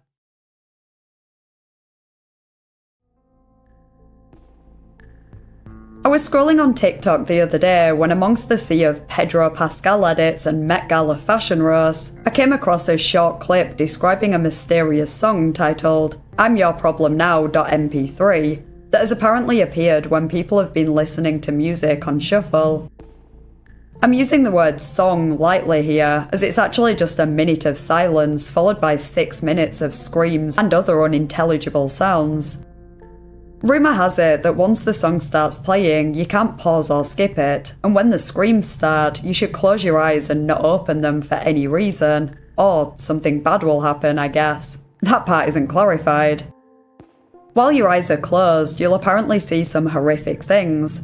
Corpses, demons, you name it. Then if you make it through the 7 minutes, you'll wake up at a train station in some kind of alternate universe where you'll be met with a faceless man who will tell you the secrets of life. You then get on the train that arrives at the station and wake up back in your home, where exactly 12 minutes will have passed since the song started. But just because you made it back doesn't mean all is well. Anyone who has survived this long will likely go insane from the information they learnt. 15 years ago, this is exactly the kind of creepy shit that I would have lost my mind over, but obviously as a 25-year-old adult, this sounds like absolute horseshite. Apparently this song can show up on any music app. I only have Apple Music, so I searched on there and it appears that no such song exists. I did find 2 different versions on YouTube, and needless to say, after listening to both, I survived and can confirm I did not go insane. I don't think. So obviously this is just a creepypasta, but it did get me wondering if anything like this could actually produce hallucinations or trigger some kind of psychotic episode in someone who either genuinely believes the backstory or has a predisposition to such things. Not because the song itself is supernatural, but because someone really expects something to happen, kinda like the placebo effect. This is not exactly the same thing, but I guess in the same ballpark.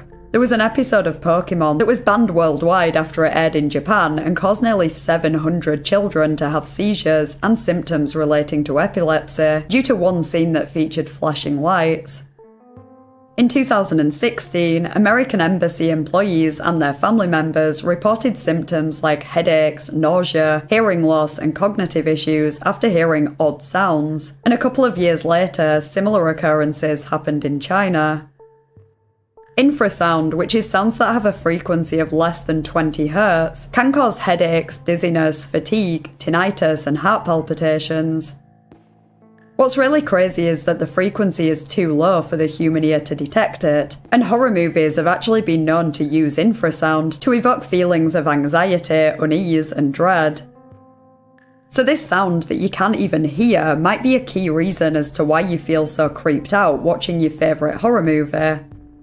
This is still a little way off a sound or a song causing people to actually hallucinate, but taking this into consideration, is it beyond the realm of possibility? I'm sure we've all had some kind of experience where we've seen something out of the corner of our eye or mistaken something in the corner of a dark room for a figure, particularly right after watching a horror movie when we're more on edge and almost expecting to see something. So if you listen to I'm Your Problem Now.mp3 in this kind of state, and you were really expecting it to mess with you somehow, maybe you could end up experiencing something along the lines of what the story claims.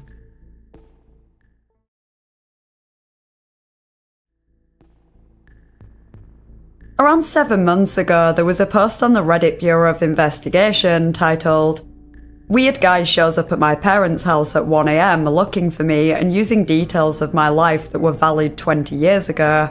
Help me figure this out." Already that sounds quite worrying. Let's take a look at the post for some more details. Posted this on the Creepy Encounters sub and someone suggested I post here. This happened 3 nights ago and I'm going crazy trying to figure it out. I just moved into a new apartment 1 month ago and I'm still unpacking and settling in. I've been using my parents' address as my mailing address, who live a few towns over, 20 minutes away, all my life. 3 nights ago, my parents call me at 2 AM, freaked out, and proceed to tell me this story. Apparently at 1 AM, someone starts banging on their front door and repeatedly ringing their doorbell. My stepdad walks downstairs and opens the door, leaving the front glass door closed and locked. There was a man standing outside who looked to be in his 30s, with a black hoodie on with the hood pulled up around his face. He didn't have any distinguishing facial features, facial hair or tattoos. The only thing my stepdad said was that he looked to be Hispanic. Neither my stepdad or my mother, who was watching the whole thing out of a window, recognised the man. The man says, "I'm so sorry to bother you, but I'm looking for my full name." My stepdad plays dumb and says, "Who?" The man proceeds to state my full name again and says that my boyfriend is worried because I didn't come home that night. He claims to be a friend of my boyfriend and tells my stepdad that they are both out looking for me, worried because I didn't show up at home. I don't have a boyfriend. I live by myself with my 3 dogs and haven't been in a relationship in the past 5 to 6 months. Here's the weird part. My stepdad asked the guy what boyfriend he was talking about, and the man tells him the name of the boyfriend I had when I was in 10th grade, nearly 20 years ago. My boyfriend in 10th grade has a very, very unique Italian name. I've never met anyone with a full name even close to his. He says my high school boyfriend's name a few more times to ensure my stepdad heard him and repeats that they are very worried about me. Is my stepdad sure I'm not inside? At this point, my stepdad is weirded out and closes and locks the door in his face. The man does not leave. He lingers in front of my parents' house for the next 10 minutes, smoking cigarettes and talking on the phone. Finally, my parents call the cops. About 5 minutes before the cops arrive, the man walks down to the dead end on their block and drives away in a silver car. Stepdad was unable to get the license plate. My parents file a police report and nothing else happens. After I hear this story, I'm going nuts over the weird details. How would someone know who I dated nearly 20 years ago, and what would the motive be of making up a story that included that weird detail about my past? I've not had contact with the 10th grade boyfriend in over a decade. Yesterday, I decided to message him on Facebook to see if he has any insight. I tell him the whole story. He's just as confused as I am and claims to have no part in it. I'm at a loss. I'm also really freaked out that some strange man is going through that much trouble at 1 AM to look for me. Any insights or ideas would be greatly appreciated. No, nothing else weird has happened since then. In OP's position, I'm sure most of us would be weirded out. It's strange enough that someone was looking for her in the first place, with an obviously fake story of her being missing and her boyfriend, who doesn't exist, looking for her. It's even stranger that the man showed up at her parents' house and gave the name of OP's high school boyfriend from nearly 20 years ago. How would he even know that? If it wasn't for that detail, there could be many possibilities. Perhaps this man found OP on social media and decided to try to find her for whatever reason, but I'm not sure how he'd know where her parents live unless there's some record of it online, or maybe a social media post hinting at the area. I guess we don't know for sure that the man went straight to the parents' house. He might have been knocking on all of the doors in the area if he had a general idea of where they live, without knowing the specific house. He did drive off after lingering for a while. Although it sounds like OP's dad played dumb and didn't give too much away, maybe the man intuitively got the vibe that he was lying. I'd be interested to know what he was saying on the phone. That could have given some hints as to why he was there, or if he came looking for OP on behalf of someone else, but I'm guessing the parents couldn't hear the conversation. On the bright side, it seems unlikely that this man has been stalking OP in person, as he likely would have figured out where she lived and shown up there rather than her parents. There were a couple of comments asking if OP was in any legal trouble or had any outstanding loans that might have caused someone to track her down, but given the circumstances, this doesn't really seem plausible. If the man was any kind of law enforcement, surely he wouldn't show up at 1 in the morning, or lie and say OP's non-existent boyfriend was looking for her, He'd probably have more up-to-date information too, at least her current address.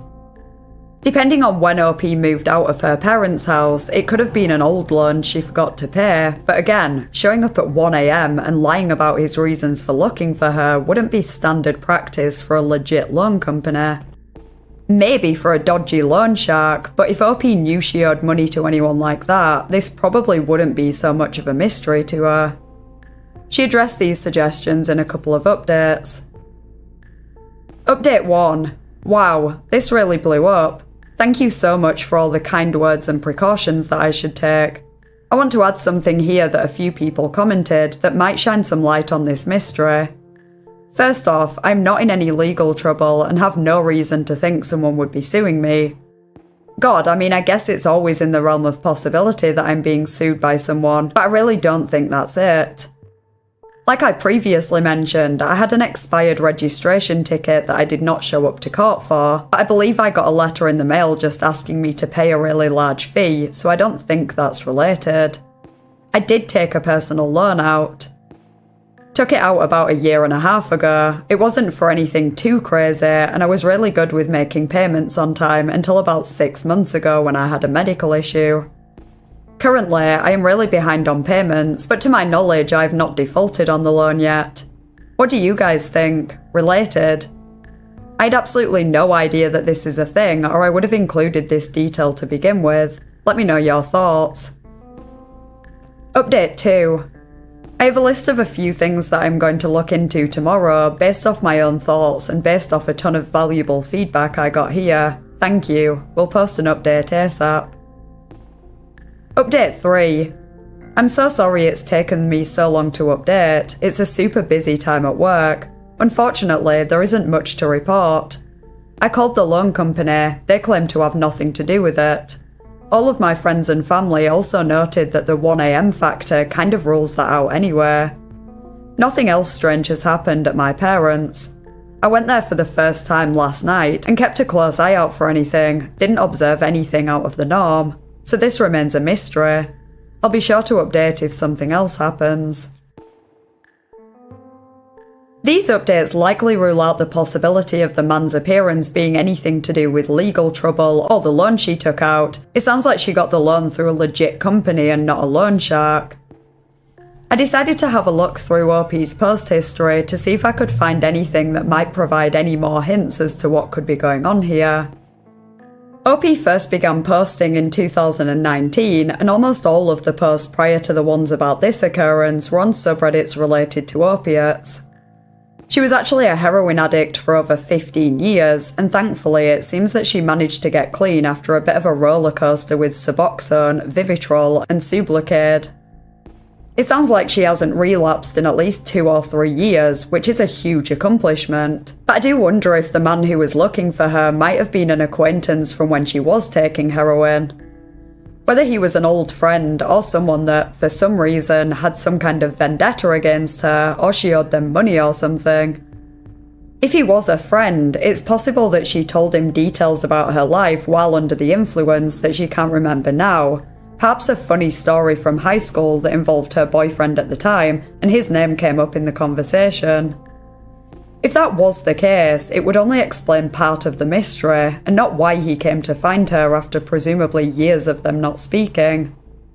I'd also be super wary of the fact that he lied to her parents about her not coming home and her boyfriend looking for her. It doesn't sound as innocent as an old friend just wanting to catch up. That said, if this man was still taking drugs, or if he was suffering with some kind of mental illness, his actions might be much harder to rationalise, so I certainly wouldn't rule that out as a possibility. If there was some kind of bad reason he was looking for her, for example if she owed him money, that wouldn't explain why he waited so long to try and get it, at least 2 or 3 years. The top comment on the post suggested that it might have been an old classmate, quote, "This is really unsettling. If this had happened to me, here's what my first theory would be. My parents also still live in the same house I grew up in. Everyone I went to school with would know the address. It's a nice house and one would assume that there's nice things in it. When I was a teen, I briefly got mixed up with the wrong crowd, who at the time wasn't too bad, but nowadays most of them are addicts and complete lowlives who have done time in jail. If my parents told me this story, I would immediately assume that someone I knew in high school who's now an addict was casing houses in the neighbourhood, or even purposely targeting my parents' house because they already know the layout, and rang the bell to see if anyone was home, and when they answered they had to make up a lie, so they went with that because knowing those details might give them plausible deniability to what their real intention was, robbing the house, and they can just claim they were confused if caught. This perhaps makes a bit more sense than the theory I suggested. If OP had known the man back in high school, it's somewhat more plausible that they'd know where her parents live and know the name of her boyfriend at the time. It's still weird that they'd show up at the house, but again, drugs or mental illness can make behaviour harder to rationalise. If it was someone she met in recent years who she took drugs with, it seems unlikely that she would have given them her parents' specific address and that they'd have remembered it, and the name of her high school boyfriend at least 2 to 3 years after she would have told them. 4 months after the RBI post, OP shared the same post on Let's Not Meet, stating that it was still unsolved. So while there are countless possibilities to explain this weird occurrence, who the man is and why he was looking for OP is anyone's guess.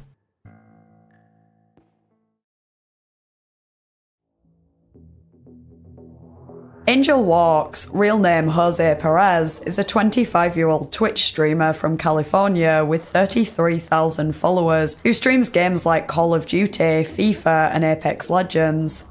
He's most active on Twitch, but also has a YouTube channel that he started in July 2011 with 64,000 subscribers. He uploads roughly once a week. Unfortunately, he is now perhaps more well known due to a tragic incident that occurred on the 27th of July 2020. A video of this incident circulated on TikTok, YouTube, and other platforms shortly after. In the video, Angel was streaming while playing Call of Duty when all of a sudden, screams and knocking on the door can be heard coming from another room. He instantly jumps up, pulls off his headphones and rushes out of the room, as the others on the stream are left to wonder what's happening. A woman, presumably Angel's mum, can be heard howling in the background as the other gamers on his team can be heard asking Angel if he's okay. Before he comes back into the room, momentarily puts back on the headphones and says, "Hey guys, I'm sorry, my brother just died, I have to go." The next day, Angel tweeted the following: "I was in the middle of the gauntlet when my family came to my door panicking, yelling that my brother was cold and not moving. I've already lost so much. I don't know how to move forward." A few hours later, he shared another tweet. "Thank you to everyone that has reached out today. I lost my brother and haven't had much time to process anything, but I just want to thank you guys, especially the MFAM, from the bottom of my heart for doing everything you've done to make sure my family gets through this." He also shared the link to a GoFundMe page for his brother's funeral expenses that gave a bit more context. Quote, "Help lay my brother Roberto to rest. On July 27th, at around 4 PM, my family grew concerned when he didn't come out of his room for work. My sisters panicked and forced his door open. They found him unresponsive, cold. My brother had died. Roberto was 22 years old, a student at Bakersfield College, and an employee at Bakersfield Behavioural Healthcare at the time of his death. He struggled with mental health for years, but was a kind soul who brought joy to everyone that he knew. Roberto had a generous heart. He was a loving soul who fought so hard to overcome his pain. Please reach out to your loved ones, make sure they know they're not alone and have options. I have no idea what comes next, but we need help to make sure my brother gets the burial he deserved. Peace and love. God bless you all. Angel." The cause of death has not been publicly confirmed by Angel or his family, though the GoFundMe description would suggest that he took his own life. There is speculation that he OD'd, and other rumours have been circulating ever since, but some of them evidently aren't true, so I won't go into them here. A total of $20,905 was raised on GoFundMe before Angel closed the fundraiser. In updates, he said this: "We just spoke to the cemetery and funeral home. It's going to be $9,000 for the plot, and $5,480 for the funeral services. I don't understand why it's so expensive to put someone to rest. Just paid the memorial service and funeral. Total came out to close to $15,000. Just want to say thank you to everyone who donated again. My family is extremely grateful for the continued support during this difficult time. Bless y'all. Closing the GoFundMe. It's not like anything would have brought much comfort to the family after such a devastating event, but I'm glad they didn't have to worry about how they would cover the costs of the funeral on top of everything else. Angel is still streaming to this day and occasionally references what happened, for example in a tweet on Christmas Day that read, "Holidays are always kinda rough over here. It feels like a constant reminder of how much I've lost through the years. We keep going though." A few months ago, a Reddit user posted this on r/AskUK. This one's weird, but probably a rational explanation exists. Hope not, I want it to be mysterious. Every 4 to 5 months for the last 5 years or so, 2 different for sale signs appear on a house near me. With the exception of the last sale, the house never appears on the website of either company the signs are for. Now comes the really odd bit. After a period, maybe a month or so, the sold signs go up and they move out. A massive skip turns up and everything goes in it. I mean carpets, curtains, light shades, kitchen shit, everything. The skip gets collected, the house then sits clearly and visibly empty for around 10 days until the exact same family move back in. Same cars and everything. A shit ton of Amazon, IKEA and DFS packaging appears for recycling. The new stuff goes up and the cycle repeats a few months later. Signs up, everything in a skip and off they The only other thing of note is that since I've been paying close attention, covertly, I've noticed the signs appear to be the exact same ones. Not just the same design, but the same sign scratches in the same place, etc. Also, they had a lot of decorating done at night with the curtains shut. Spotted the decorators and possibly a Sparky about 1 AM going in the door, and I could see other workers inside. They're good friends with people on the other corner who, in the last 12 months, have had their garden landscaped twice, have had both their roof and patio professionally jet washed 4 times, the lawn turfed, removed, replaced with AstroTurf, that torn out and returfed and decked. During one of these works, they had hired a cement mixer, turning during work hours, and it was as clean and unused when it went back a week later as when it arrived. No one went near it except to turn it on, so they're obviously making a display of spending money, presumably to clean it up, but I can't get my head around the other people and the house sale thing. Any ideas? This honestly has me stumped. A couple of the points might not be as suspicious as they sound. For example, the workers in at unsociable hours. Maybe the neighbours have unusual working hours and that was the time that fit them best. OP said they're pretty well off, so they could probably afford to have people fit around them. The neighbours also having pointless work in their garden that then gets reversed is odd and feels like it has to be connected to the first neighbours, considering they're all good friends, but it might not be. Perhaps they just changed their mind a couple of times. They too probably had the money to be able to afford that, and the work OP noticed they had done is nowhere near as suspicious as everything that's going on with the first neighbours. I can think of a few reasons why they might keep redecorating and getting new furniture. Maybe they're influencers who focus on home decor, so they're constantly changing the house for new content. Throwing everything in the skip seems such a waste though, unless they had some kind of infestation that would require them to get rid of furniture and vacate the house for a few days, but I imagine that would only apply to soft furnishings, and it's happening way too often for that to be the case. Maybe it's an insurance scam and they pretend the items were stolen, but you'd think that would eventually arouse suspicion after doing it every 4 to 5 months for 5 years. Regardless, neither of those would explain the for sale signs and the fact that they seem to actually move out for around 10 days before moving back in. The comments don't seem to offer many good explanations for this either, mostly just more theories for the furniture getting binned. For example, the house is part of a training program for decorators or tradespeople. It's a product testing home for taking photos of furniture to be sold in a real property. It's the set of an adult movie, which would suggest that the workers were actually actors, or the neighbours are growing cannabis and they clear the house out to get rid of the smell. There were some other theories that explained some aspects of the post, but not all, one of which is that the house is used for a TV show, or multiple TV shows or movies. either reality shows about renovating houses or people moving into new houses, or scripted shows as one user suggested because they don't believe reality shows would have the budget to continuously replace the furniture. This could explain the for sale signs, especially if it was a so-called reality show that's set up to make it look like someone is moving into their new home, but it's actually occupied by others who rent it out for that purpose. It might also account for all the furniture being thrown in a skip rather than being sold or donated, as most would. Then again, they are rich, so they could probably afford to bin things rather than have the hassle of finding them a new home. Considering OP has started to become suspicious and therefore paid more attention to whatever is going on, you'd think they'd notice a camera crew or other signs that a TV show or movie was being filmed there if that was the case.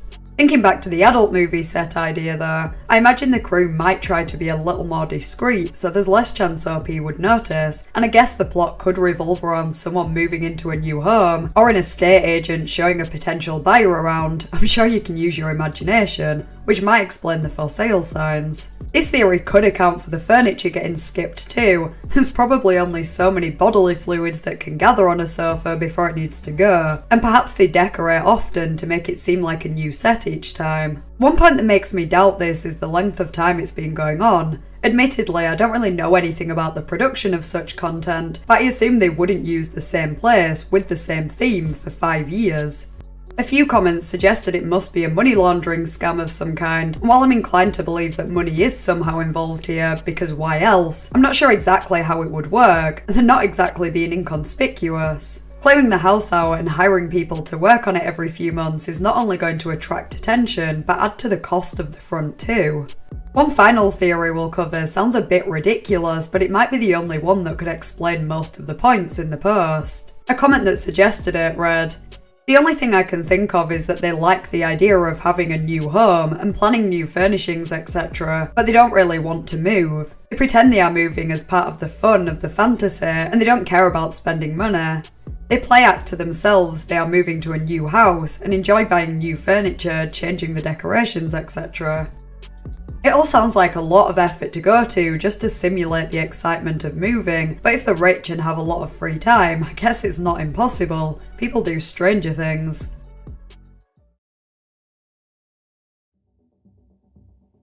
This next entry is quite different to most of the things I cover in this series. I almost didn't include it, but seeing as I have no set criteria, I thought it'd be an interesting, if kinda random, tidbit.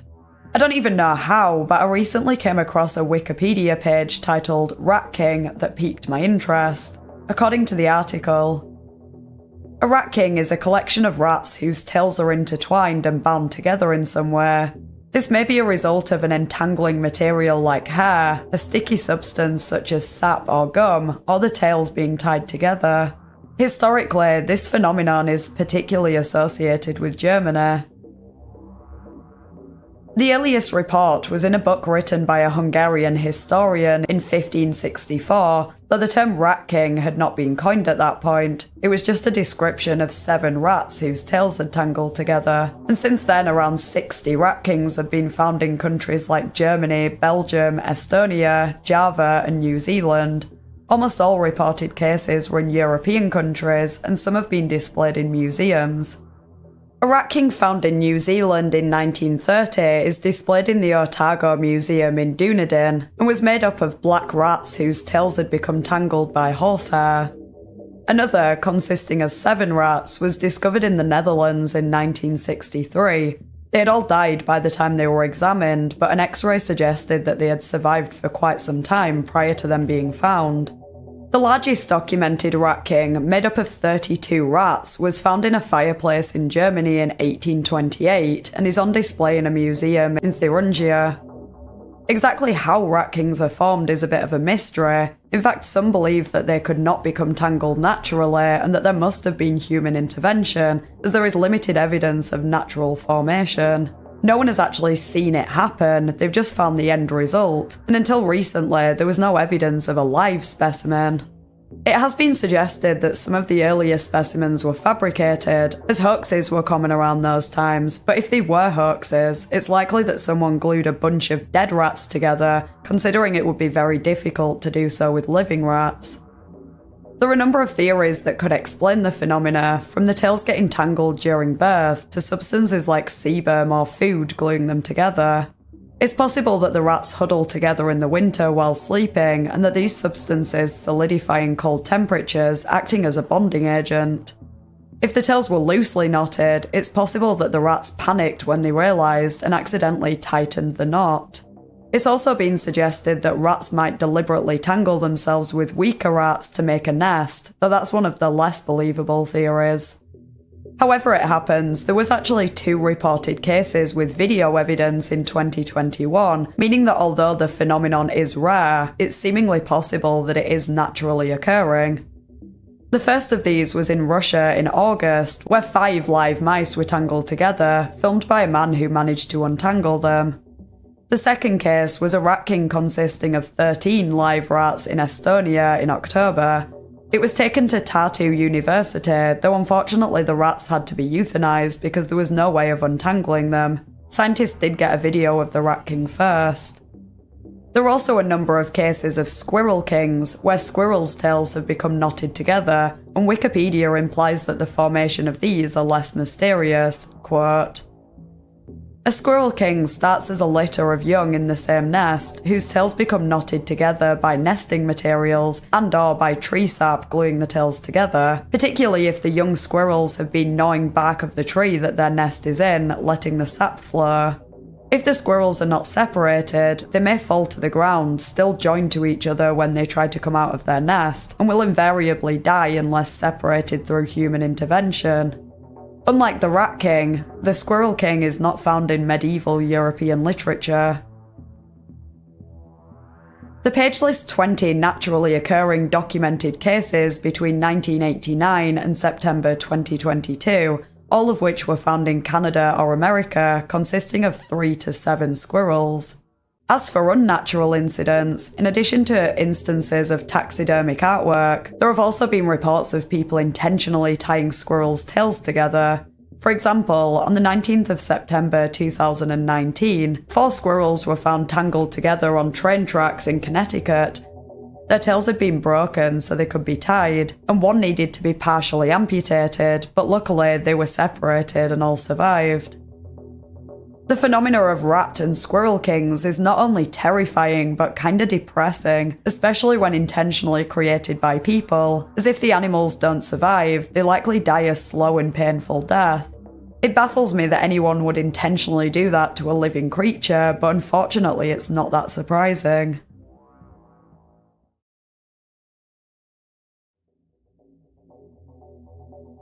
There was an Ask Reddit thread a few days ago titled, "What's your family's unsolved mystery?" I personally love these threads. I find it fascinating hearing about obscure mysteries, and there's always a wide variety of stories, from family members who disappeared without a trace, to ancestry mysteries, and even relatively insignificant mysteries like objects going missing.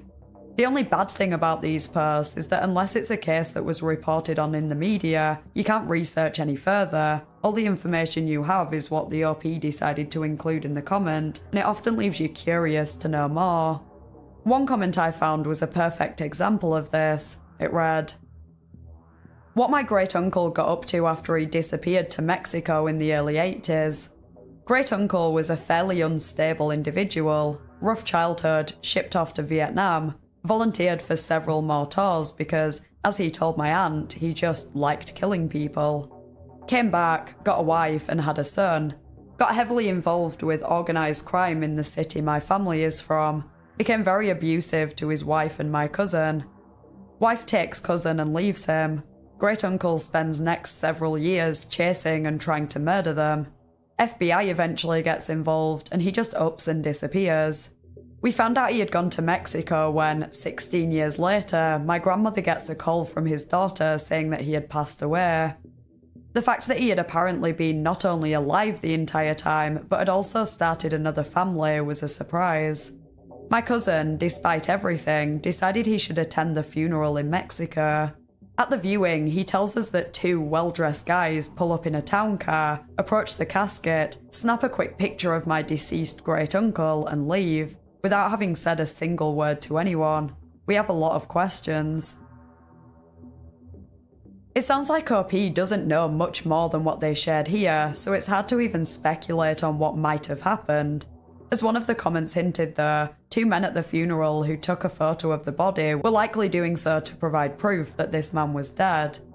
The only other detail that OP provided was that their great uncle died of stomach cancer, so it seems unlikely that he was assassinated. I don't think it's possible to induce stomach cancer in someone, but I'm not a doctor, so correct me if I'm wrong.